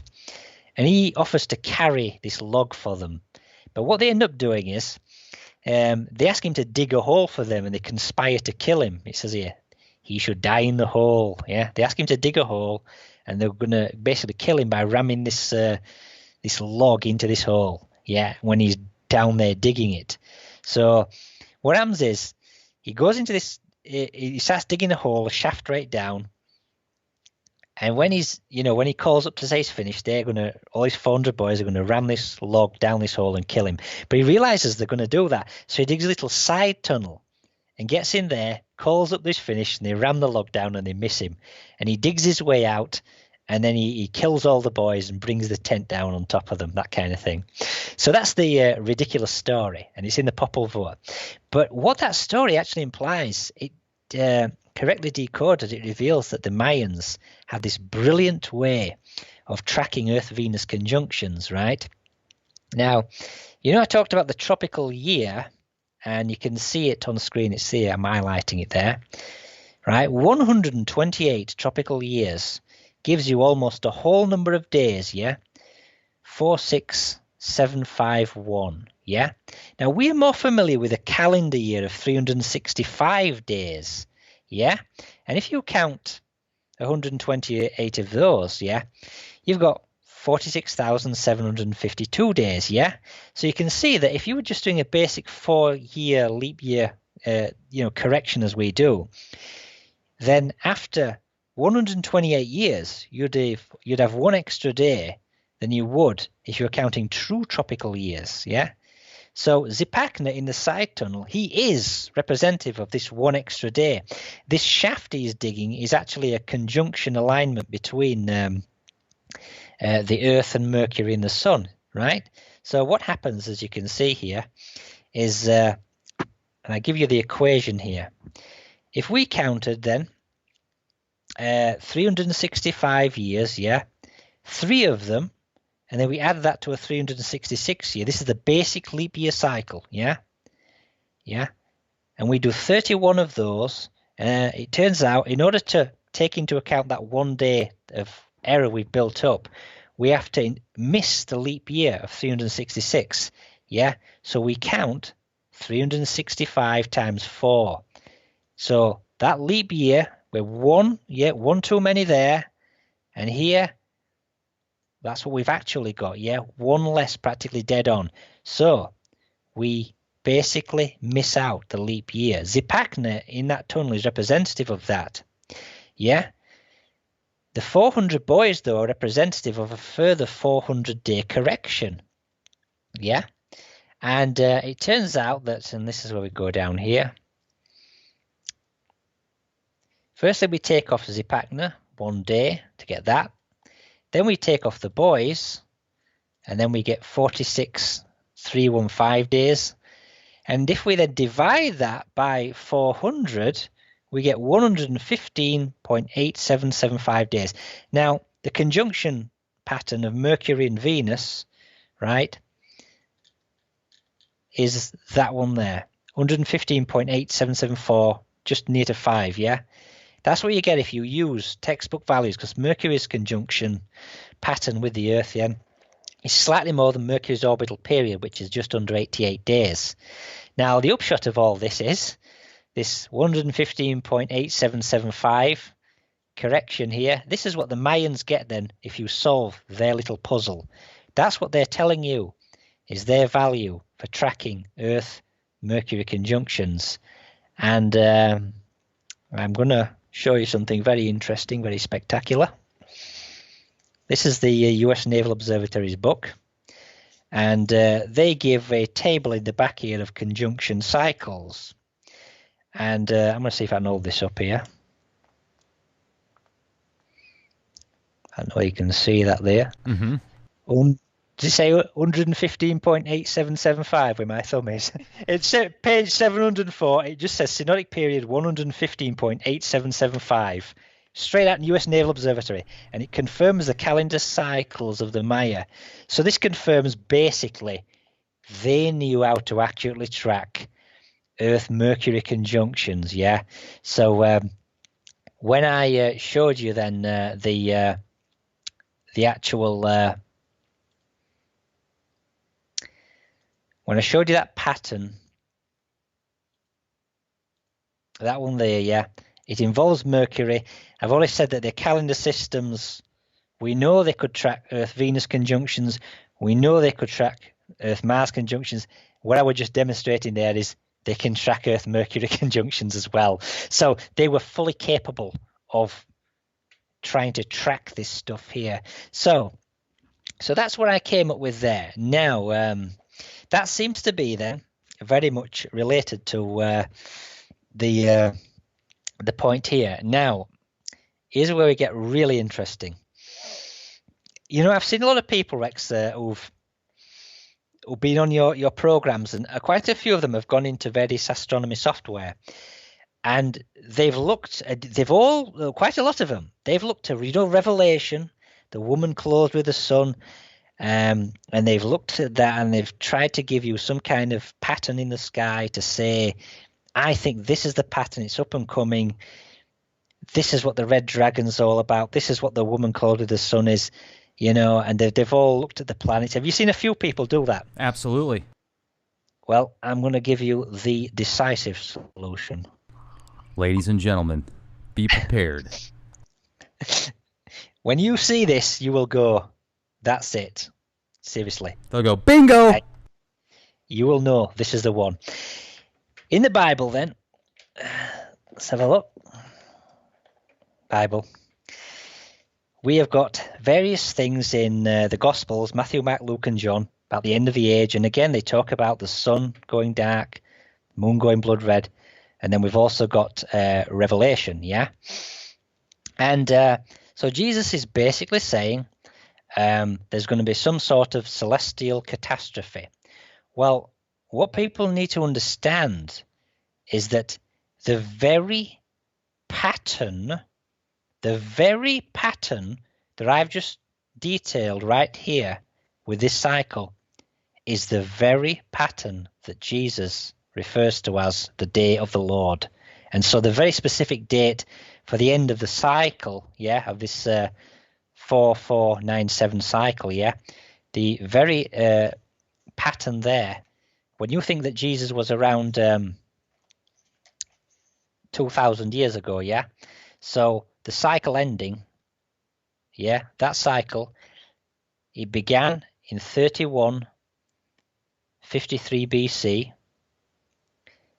This number of years later, the cycle ends on the date of, this is the January the 1345 date. I've got so many cards all over the place here. But yeah, the 1345 date is the cycle ending one, This year, ladies and gentlemen, 5th of November 1345 is the day of the Lord.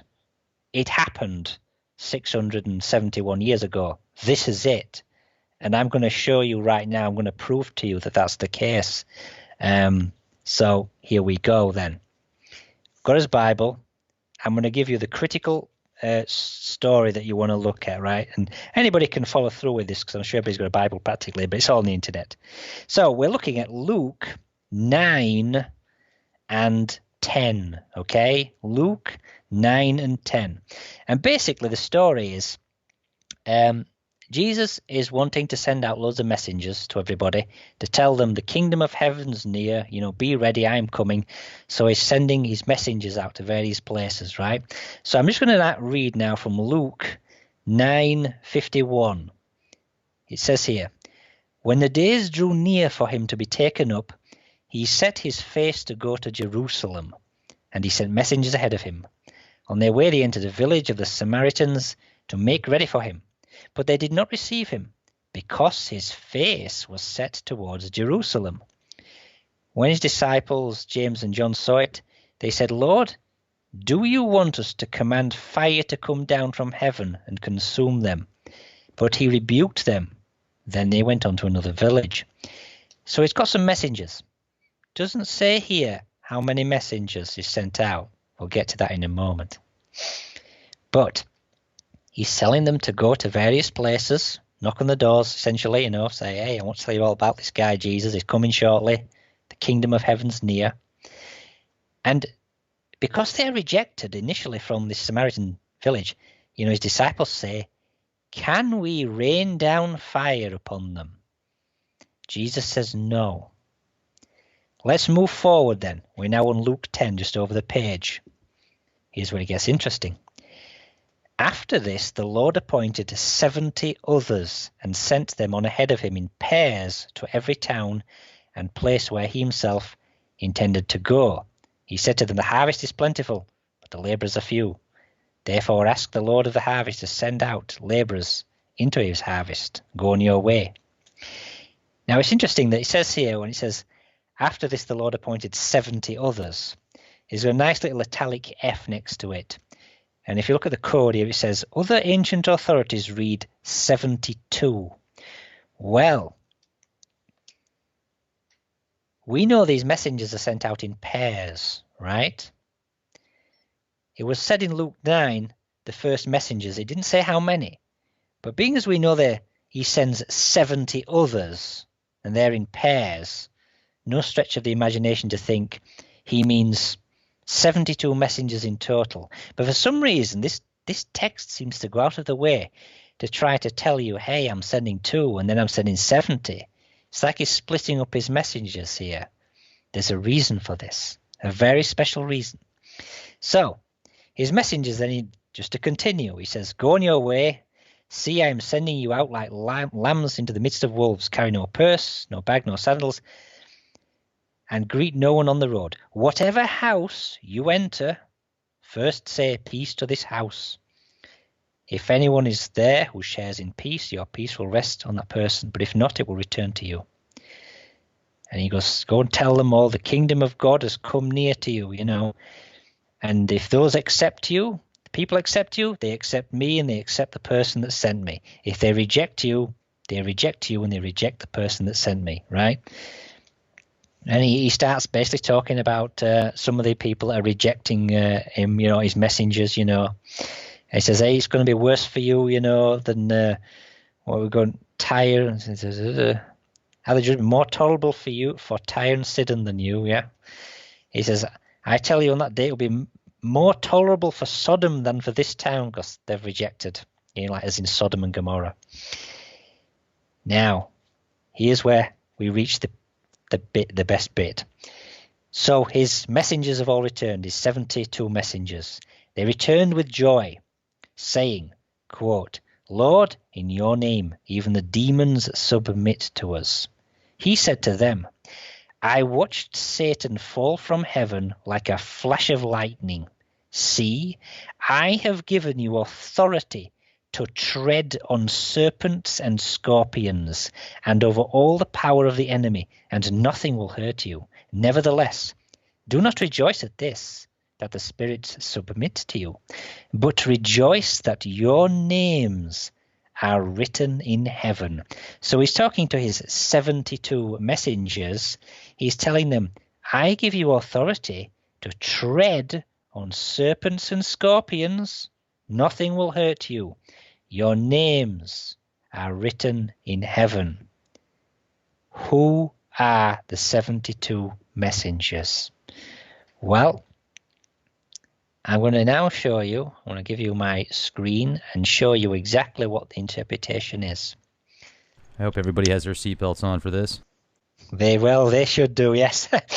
You know how I've been talking all about Mars-Venus conjunctions and about how they're tied into this cycle of destruction, yeah? Mm-hmm. Well, turns out this number 72 is a very special number to do with these types of conjunctions. These are the standard textbook answers for the orbital conjunctions of Venus and Mars at the top. And they reconjunct every 333.92 days or so, right? Now what that means is, because Venus has got a 224 orbit, yeah?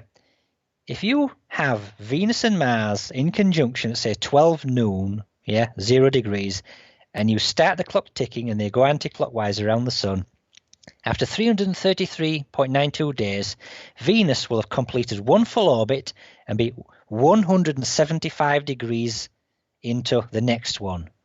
Mars, though, will just be 175 degrees into its first orbit. It won't have even completed half of one orbit, yeah? So they reconjunct, but not at 12 noon again, yeah? Now, what this means is that there's a kind of forward advance of 175 degrees every conjunction. So how many conjunctions does it take for them to reconjunct bang on at 12 noon? And the answer, 72 conjunctions. And this is, you can see on screen here, 107 Venus orbits is equal very closely to 35 Mars orbits. They're both around 24,042 days, yeah? Only a slight difference. And if I divide the Venus one there, 107 Venus cycles by the 3392, you can see it's almost dead on 72, yeah? So you can see here, really, really accurate. If you'd have divided it by the Mars one, it'd again be 72. But it's not quite as good as the Venus one, but they're still very, very accurate. Very accurate. So, as I said, Jesus is talking about the same configuration, right, of destruction talked about by Ovid, the Mayans, etc. So, 72 messages is 72 conjunctions, yeah? Why are they split up into 2 first and then 70 next? This is to emphasize the point that the Earth is involved in this. Which brings me to this one. Again, we've got the same synodic conjunction cycle, 333.92 days. Now we've got the sidereal year. It turns out that 64 sidereal years, yeah, gives us this value here, which is practically dead on 70 Venus-Mars conjunctions, yeah? 70 of them, okay? Now, this is emphasizing then, hey, the messengers is talking about 72 conjunctions, this is where they return to the same point in the sky. That's the critical emphasis point. And he's also noting that although 72 returns you there, 70, it's a link in the way that the story's been split up, emphasizes the Earth's also significant here. Now, in saying all of that, then we need to go forward. So I'm saying my contention is that the November the 5th, 1345 AD event is the day of the Lord in question, and it is the same configuration. So when Jesus is saying to these messengers, go and knock on somebody's houses, go into their houses, etc., we are talking about houses of the zodiac. We're not talking about anything physical happening on the earth. He's not going to Jerusalem, the city on the earth. He's not sending his messengers out to Bethlehem and Galilee on the earth, knocking on doors and wherever. We're talking about these messengers aligning, the conjunctions aligning to various houses of the zodiac, yes? And this is why when his disciples said, when the first two messengers came back after not being received, they said, shall we rain down fire upon them? And Jesus rebuked them. Why? Because the conjunction is not in the right house of the zodiac. So what kind of houses of the zodiac are we looking at? Well, if we just show you this again. Nibiru. You can see here, then the top left screen, we've got 5th of November, 1345 AD. All the others, well, the bottom two are before Jesus, and the other one is well into the future, the 5843. So you can see then we've got this conjunction. We've got the Earth, Pleiades, separately aligning to Mars, Venus, and Mercury, right? Here is the one thing that so many people have missed. What happens if we position ourselves at the center of Mars and look all the way down the triple conjunction, Mars, Venus, and Mercury with the Sun, right? What happens if we look from the viewpoint of Mars all the way down there, and with Starry Night you can look at the constellations in the heavens behind the conjunction. So this is the money shot, edge of your seat moment. This is what you're looking at. Do you see it? I've highlighted 3 constellations of particular significance. One is Serpent's Cauda, which means serpent's tail. The other one is Scorpius, the scorpion. And the other one is Ophiuchus, the serpent bearer. And you can see he's holding the serpent with the illustrations. If you actually look to the top right, it says serpent's caput. That means serpent's head. But that's far removed. You'll also notice then that I've highlighted 3 stars of significance. You see the star which is the very sting of the scorpion's tail? That's called Shola. And you see the star which is the lowest star above the green plane of the Earth's orbit, the ecliptic, The serpent's tail constellation, the lowest star, is called Z Serpentis. And you can see there's another star just next to the sun. That's in the Ophiuchus constellation, yes? So, the sun is Jesus. Does he not say, I am the light of the world? Indeed he is. So here we've got, from the viewpoint of Mars, we've got a conjunction that is targeting right there the foot of Ophiuchus. And what do we do with our feet? We tread on things. And what did Jesus say to his 72 messengers? To quote, I give you the authority to tread on scorpions and snakes. Nothing will hurt you. Your names are written in heaven. Here you've got the conjunction targeting the foot of Ophiuchus, standing, treading on the scorpion's tail below the ecliptic and on the serpent's tail above the ecliptic. It is a very elegant solution.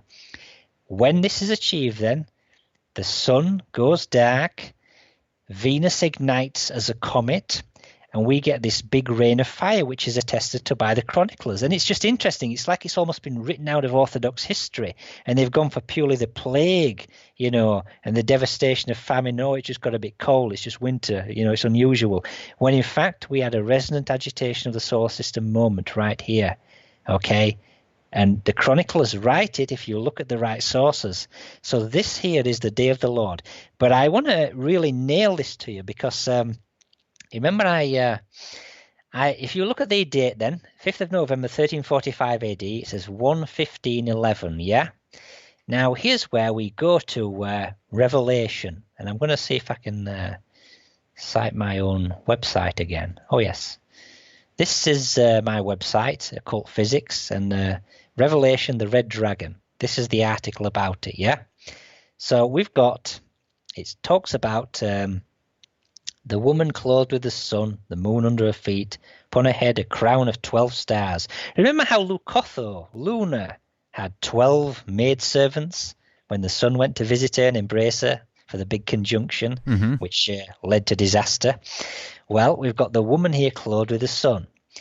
So, here's an interesting passage from the Pistis Sophia. And you know what? In the Bible, in Revelation, this is it, Revelation 12. And there appeared a great wonder in heaven, a woman clothed with the sun, moon under her feet, and she's in childbirth, pains to be delivered. And then I saw another wonder in heaven, and behold, a great red dragon, having 7 heads and 10 horns, and 7 crowns upon his heads.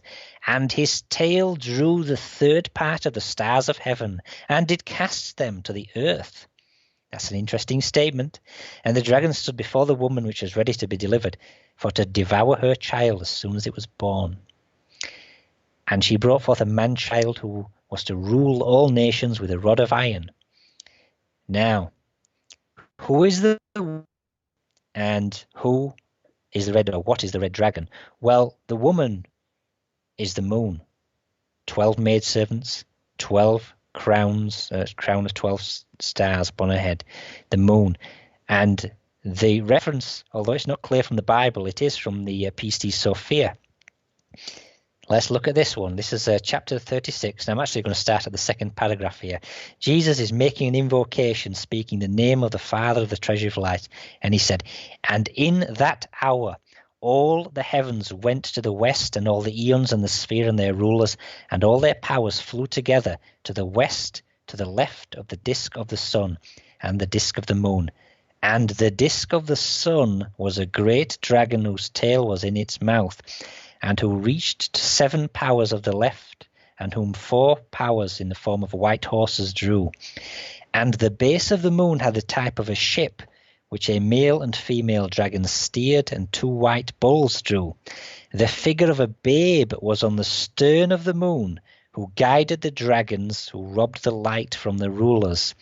And on its prow was a cat's face, and the whole world and the mountains and the seas fled together to the west, to the left. Now here we've got the babe, the figure, the baby. She's in childbirth, yeah, and it's on the stern of the moon. So remember I was talking right at the beginning, and I said, well, when we get these patterns, the sun's rays withdraweth back unto themselves when the dragon of the outer darkness enters our world, if you will. It's a cancellation of light waves, and that's what causes the sun to go dark. So when we talk about the red dragon, what we've actually got going on here is, as you can see here, nice little visible light spectrum, we end up going to a kind of red shift towards the red end of the spectrum. When this resonant activity occurs and the planets start to become agitated, the sun's light waves are affected. They withdraw back unto themselves. It's a destructive interference event, as physicists, as physicists would call it, yeah? They withdraw back unto themselves, yeah? And this is the statement here. This is what I read out at the beginning. If the sun withdraweth into himself his rays, then indeed the world is not able to endure the darkness of the dragon in its true form. So it's a temporary thing, yeah? So we have then the dragon itself is the sun itself undergoing cancellation of its light waves. This is an energetic change, right, in its state. And this is what ignites the inner planets. It ignites Mercury, Venus, Mars in this triple conjunction, right? It ignites them in that way to become comets due to this energy change, along with a resonant agitation, yeah? So let's just move on a bit. Now, What was this business about? And his tail drew the third part of the stars of heaven, and did cast them to the earth. Well, it's 1/3 of the sky, 120 degrees, yes? So if you're at the earth, you'd want to see, well, 120-degree angular separation between the moon and the sun, right? You see, the Earth's the pivot point. So it's basically referencing an angular sweep in the sky, okay?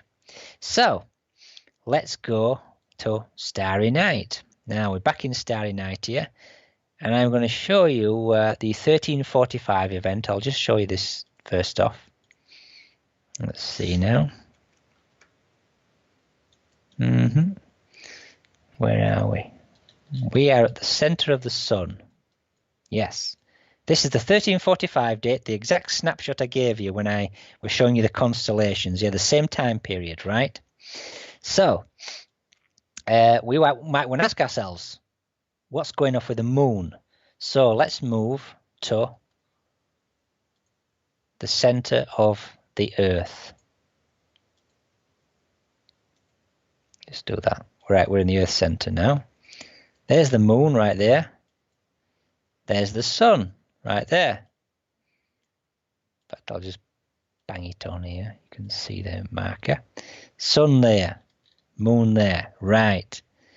I hope this works fine. I'm going to grab hold of it and we do an angular sweep. It says 110 degrees. Do you see that? Is that clear? Yes. Right. Now, remember I said to you before, well, we might need to just make a little refinement, but we'd like to think it's not much. So I'm going to alter the time by less than 1 day. In fact, it's going to be 18 hours, right? I'm just going to change. This doesn't compromise the integrity of the conjunction here, but, you know, it's still very accurate. And I'm just going to change this. We're just going to go in here. So it's November the 5th, 1345, 1:15:11, and I'm just going to change it. So now it's still November the 5th, 1345. It's now 20 hours 46:52, yeah? So I've only just made a slight alteration and the moon's moved a little bit. So sun to there. See? 120 degrees. Precisely. Angular sweep between the sun and the moon. We can't get much better than that. And let's just have a look again from the sun. Sun center. See? Yeah, there you go. See how accurate the conjunction still is? Hardly moved at all, yeah? Very refined. So here we've got then the tie into the reference in Luke, giving us the 72 messengers, Venus-Mars conjunctions there. We've got the same pattern talking about the Pleiades, right? And that ties into the Earth, conjuncting with the Pleiades and the Sun. And with just that slight alteration there, we've got the 1/3 of the sky swept out. Brilliant, just as in Revelation. So I've got to ask you, what do you think? I think it's fascinating, and I certainly appreciate how you've put everything together so eloquently. It makes it a lot easier to understand the numbers, the cycles, the sequences, as well as the software that you're using. I think it's very user-friendly. I appreciate that. Well, I say as far as the actual, as I said, so what I think has gone on here basically is, just to stop sharing, what we've basically got then is several dates, all marked by, you know, real physical evidence, okay, of disaster, yeah? We've got multiple comet hits going off there at that date. Then we've got another one going off at that date there, yeah, which is precisely 4,497 years later, yeah, physical evidence. And if we go forward from this date to the 1345 date, same interval, again, we've got the disaster from the physical evidence and the accounts there, the population disaster. And as this date here seems to correspond in its configuration very accurately, I would say that this is the Day of the Lord event, yeah? It's not just 1 day. It's a recurring it's a recurring cycle, yeah? So what I decided to do next, right, this is where things get really I'm going to summarize this because I realize this is where things are going to get. I could lose people on a technical level here, but I've got this primary interval. Then, all right, I've got a primary interval where we've got this here. I decided to evaluate the cycles of the Earth, Mars, Venus, and Mercury. I decided to evaluate primarily the triple conjunction, within this kind of time frame, within this measure here, and evaluate the lowest common multiples and the orbits to see if there are sub-instances of this same pattern of destruction within these time cycles, which also could correspond to dates of disaster, and what we've got, what I found was that there are, and I'm going to try and, this is going to be a little bit technical because I'm going to be referring to a spreadsheet I did, right? So let me just see if I can share my screen with you again and show you a spreadsheet that I did of an analysis, and I'm going to have to explain again how I did this. Let's get rid of that. And get rid of that. And we get rid of that and all. Right. This is a very messy spreadsheet. Hey, where was that desktop real quick? That castle. Is that in Ireland? I think it's Scotland. It's one of the default ones on cool. Microsoft Windows 7. It's a nice picture, that. I think it's in Scotland. So I've got William Wallace used to hang out there. I've got a statue to him. He looks a lot like Mel Gibson, you know. Freedom!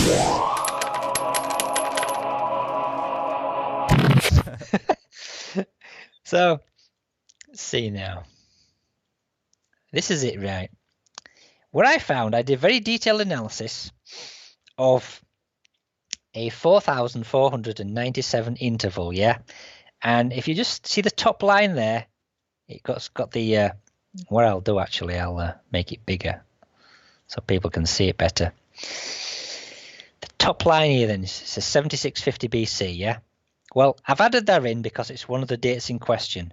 But what I did, I looked at the dates between this 3153 BC date, and going all the way down to the bottom, 1345 AD date, And you can see the number here says 96. Well, if I ignore the top row, the number 1 here, which is the 7650, and the top thing here, you basically got, I guess, 93 sub-instances of an alignment between Mars, Venus, the Sun, and Mercury in that order, targeting, the Scorpion's Tail constellation, all targeting that general area. I basically evaluated this period between 3153 BC and the 1345 AD and found 93 subintervals of that kind of conjunction pattern with a certain measure of accuracy, targeting the Scorpion's Tail longitude, of the sky, And what I wanted to know was, how accurate were all these conjunctions? Now, I gave them a wide berth, and I want to show you, if you can see here. See where it says Sun to MVM angle. M is Mars, V is Venus, and M is, the other M's Mercury. And this column here, the M column, is degrees, and the N column, it says min, is minutes of arc. So it's degrees and minutes of arc. There are 60 minutes of arc in a degree, right? So what I did, I refined them all. I worked out that there were 93 sub-instances of the conjunction with a certain measure of accuracy, going up to about, you can see that says 11 degrees, going up to roughly about 11 to 12 degrees. I wanted them all within a kind of a leeway of about 11 to 12 degrees, But I wanted to look at them all in terms of their absolute accuracy. So what I did was I positioned myself at the center of Mars, aligned Venus and Mercury to an absolute ideal longitude-wise. And then once I got the planets in conjunction, I then looked at the angle between that conjunction and the sun. And I noted here whether it was east or west, as you can see in this column. And this column is how many degrees and minutes of arc. So in the case of the 3153 BC one, the conjunction involving the 3 planets to the sun is very accurate. Very accurate. 0 degrees, 45 minutes of arc. The 7651, 1 degree, 49 minutes of arc. So they're very accurate, yeah? So that's what I did there, yeah? So I looked at all these conjunctions. Now, here's the thing. All these conjunctions are going to be very, very closely targeted. Yeah, the triple conjunction involving these 3 planets is going to be very closely targeted to the scorpion's tail thing, yeah? But the Earth could be anywhere in like 360 degrees. It could be like anywhere basically in the sky. Now, these mythologies seem to suggest that when disaster strikes, the Earth should be somewhere near the Pleiades star group, yeah, which is another background star group. So what I did was I looked at, and I'm going to show you the column here, this is the end column. Shola is the star, which is the scorpion's tail. And the Earth there, I was looking at the angular separation in all these 93 conjunctions. It could be anywhere from 0 all the way around to 360 degrees, yeah? At the same time as we had the accurate triple conjunction of the planets targeting, you know, Shola itself, the scorpion's tail. But the Earth could be anywhere. So, being as we know that the Pleiades is roughly in, you know, in these cases here, for those 2 dates, these are the 7650, 3153. These are the dates we've already got here. There's in green. So the Pleiades roughly is going to be 211 degrees. If Shola is like a 0 degrees, you go all the way around anti-clockwise. It'll be 211 degrees there, 208 degrees there. These shift because of precession, yeah? So I want to show you something quite remarkable here. What I did was this. I'll do it right now. You see how they're all numbered? 1 going all the way down here. And they're all in precise date order from lowest. Yeah, cancel that. All the way down. I'm going to take this column here for the Earth. And I am going to reorder the data. Okay. Let me just do it this way because this Skype thing's it way. I'm going to reorder the data so that we're going to get all of the instances where the Earth's close to the Pleiades in order. So watch this. Smallest to largest. Expand. So now if we go all the way here, you can see they're all randomized in the dates. Well, I'm going to just go down and show you something very interesting here. Now, they've all suddenly got very close to one another, a big batch here. The 1345 AD one, already discussed, 3153, 7650, but now I've got 3 others. And what is so interesting about these 3 here is, you see the accuracy of the conjunctions here and here. This is degrees, this column here, the M. N is minutes of hour. They're all very accurate. But the ones here, 6 degrees, 4 degrees, look, we've got 8, 7, 5 degrees, and then we've got 7, 4 right here, yeah? So these here, not very accurate. But it's just like, looks like we've just got a group of them that are like really accurate here. We've got 1970 BC, 557 AD, and 627 BC. Now, I thought to myself, has anything unusual happened on these dates here? And the answer is yes, okay? 557, we've got evidence from the geophysical record that there was a major cometary impact that hit Britain in particular in 562 AD. Now, remember what I was saying previously about Venus being ignited as a comet, spewing out material, yeah? It's going to have material which is going to be dissipating throughout the solar system. And so I'm expecting, quite literally, the Earth is going to be in a danger zone for perhaps several orbits. And we may then get the Earth ploughing through a region of material from Venus which is still dissipating.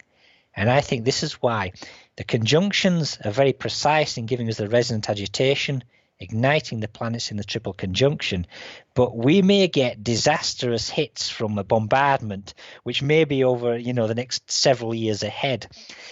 They're not as precise, but there's actually evidence for 557. This is the date of the configuration, very close to the others already discussed. But 562 AD, we've got a comet, and I'm just going to see if I've got this article up and running here on this. No, we ain't got it there. There was there's a reference here. I've got a book by Grant Berkeley, which talks all about this. Let me see now. Here we go. Self-realization community. There we go. It's still loading up here. Here we go. The comet of 562 AD. Yeah. This is one here that, again, they talk about it. Star of enormous size appeared. Single shaft, and the head of the shaft is a ball of fire, etc. Again, as I say, they talk about a comet, but I want to emphasize here, Venus is the comet. What they are talking about are significant chunks coming off of Venus and hitting the Earth, right? Venus is the big comet, but what we've got here are bits of debris, and we've got the comet here 562. So, that's one reference here. There's a lot of other researchers looked at that, people have looked at King Arthur and so forth, and you can see some of the references here. Comet that struck Britain in 562, further evidence. So you've got that. Now, the other thing that you've got is Isaiah for the other reference here. Let me just go back here. 627 BC. Isaiah was only a few years before that. I think he was born in the 8th century. Died in late 7th century. And again, we've got the same kind of things coming from him. We've got beware the earth will be turned upside down, its inhabitants scattered. The earth goes to and fro like a drunken man. It falls to rise no more. It's interesting as well, just going back to the 557 AD event, there are what's called the prophecies of Merlin, as in, Merlin the magician, the King Arthur stuff. And again, it's one of these textbooks, and he himself talked about the damage that would occur when this kind of prophecies of Merlin. I saw a really good one here when somebody was listing all the things in it, and he was actually talking about. Here we go. This is it here. The scales of Libra will hang awry until Aries props them up with his curving horns. The moon's chariot shall run amok in the zodiac. The Pleiades will burst into tears. Yeah, we've got the Pleiades mentioned right here in Merlin's prophecy. And this is, again, around the time of, the 6th century and that. So he's talking about the same thing. So we've got the same kind of thing going on in the 6th century AD. So strictly speaking, right, from the time of Jesus to the present time, we have had 2 instances of a so-called Day of the Lord event. Now, I think Jesus himself was specifically targeting the 1345 AD event because that gives you the 1/3 of the sky with the moon, yeah? And it's also the cycle ending, the primary interval of 4,497 years. The one that we've got for the 557 AD event, that one is a sub-interval of it, yeah? So that's different. The one that Isaiah talks about, and again, this is just a few years prior to the 627 BC event. So there you've got that one, yeah? Now, I'll just bring up the 1970 BC. Now this is a very interesting one. So remember I was talking all about the Kolbrin and the Exodus moment. When was the Exodus? Well, I have to say I looked into this, and depending on which researchers you're looking at, some people think it's the 13th century BC, 1290. Other people think it's about mid-15th century.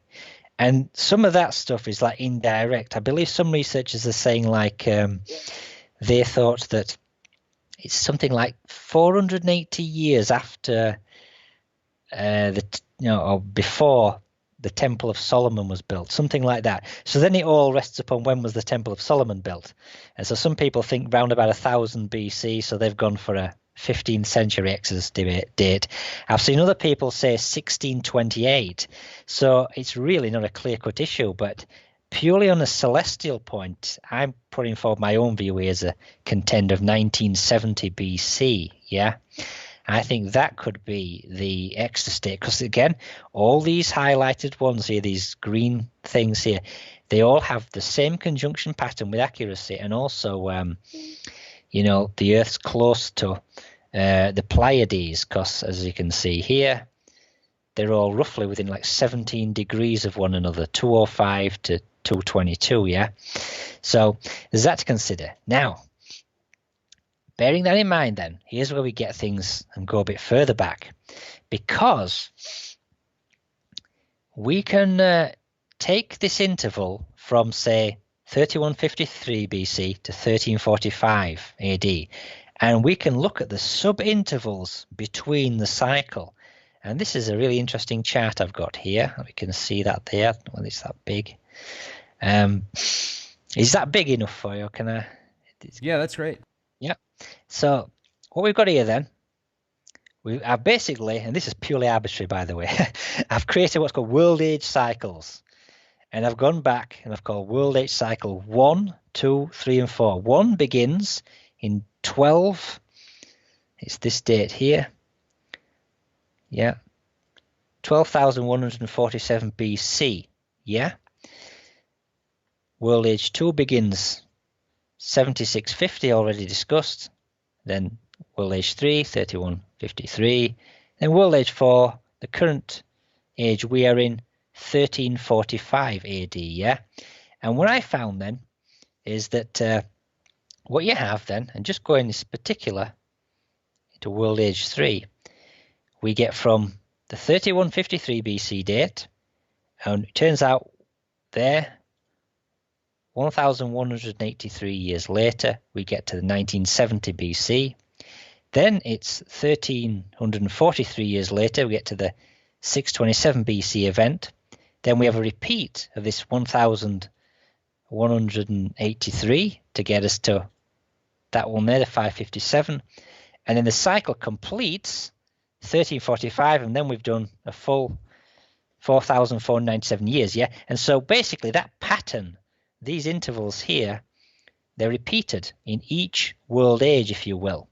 And the reason why this is interesting is because when I map them backwards, especially to world age 1, you see the equivalent here of the 1970 BC event, which may well be a good Exodus contender.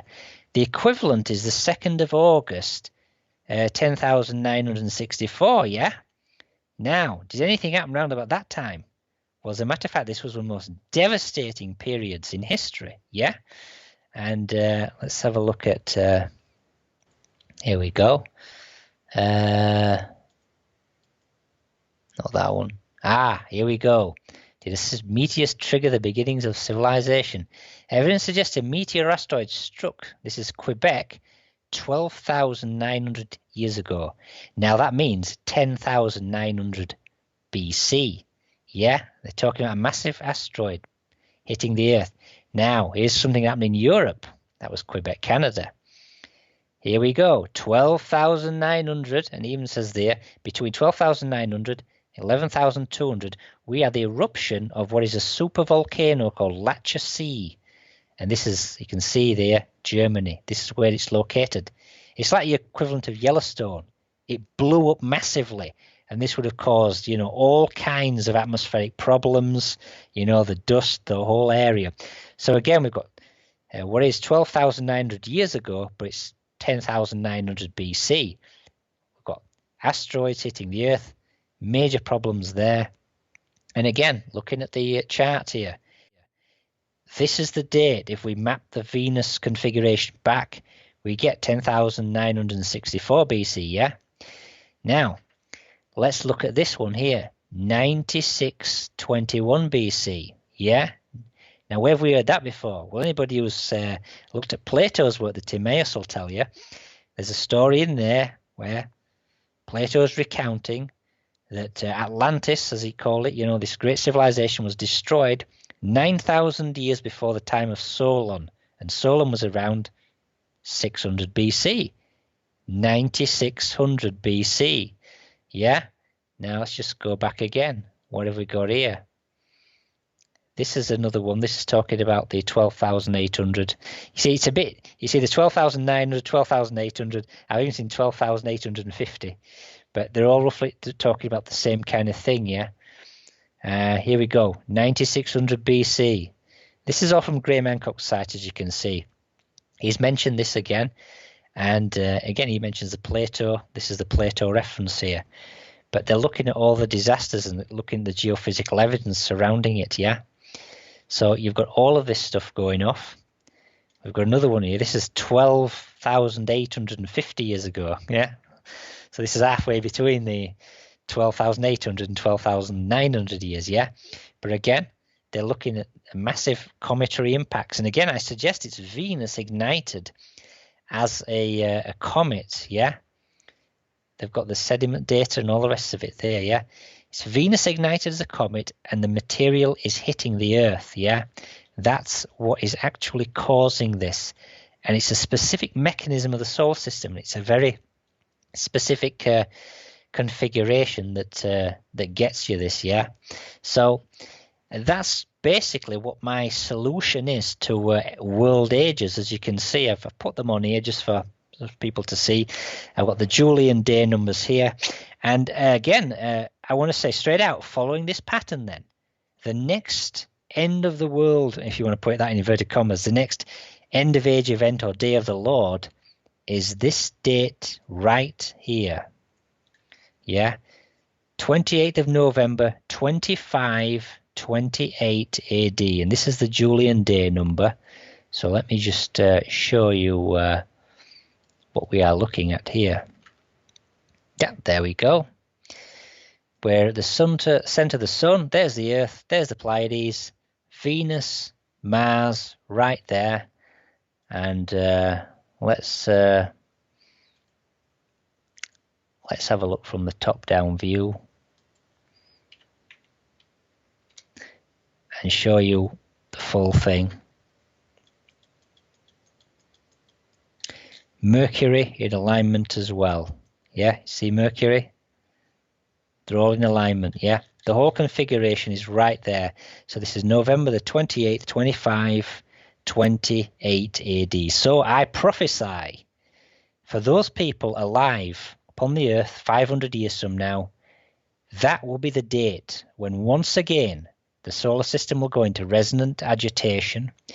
We will see the planets here involved in this conjunction ignite to become comets, and the Earth itself will be disrupted and hit most likely by some of the debris, and we'll again have a lot of the world's population killed off, and we'll have another cataclysm. This is the very next day it will happen, 28th of November 2528 AD, according to this world age cycle here. So that's basically where I think the patterns of the planets, conjunction patterns, is what really triggers this. Yeah, it is not.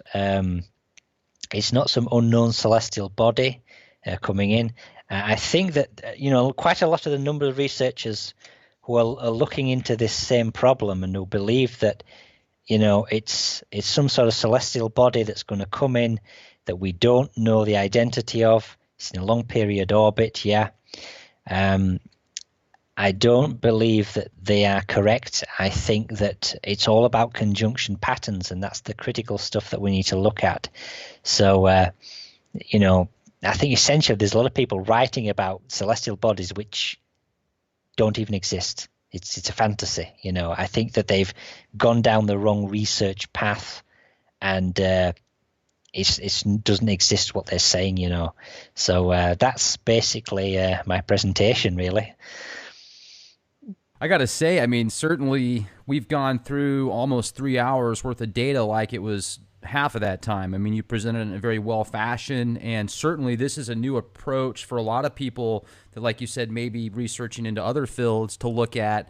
And it makes a lot of sense, man. I got to tell you, I certainly appreciate you spending your time with us and your research. And folks, this is an exclusive. This is new data that's been put together by Keith, and he's sharing it with us here first at the Leak Project. So I think that's pretty awesome. And I definitely want to recommend going to your website. If people would like to know more, go to occultphysics.com. Now, what other avenues can they get in touch with you, Keith? Well, it's just, as I said, my occult physics website. I've got a contact page for emails. I mean, as I said, at the moment, I've just got my information there, but I know there's details of my book, but this is just my last copy for posterity. I'm currently just finishing off the finishing touches of my new edition. So if anybody does want to support my work, I'm taking pre-orders because I self-publish, and it's usually a small, high-quality book. So if anybody's interested in my book, it discusses, you know, the esoteric physics, the Earth having an ideal orbit, the ideal periods of the solar system, and it also gets into a lot of the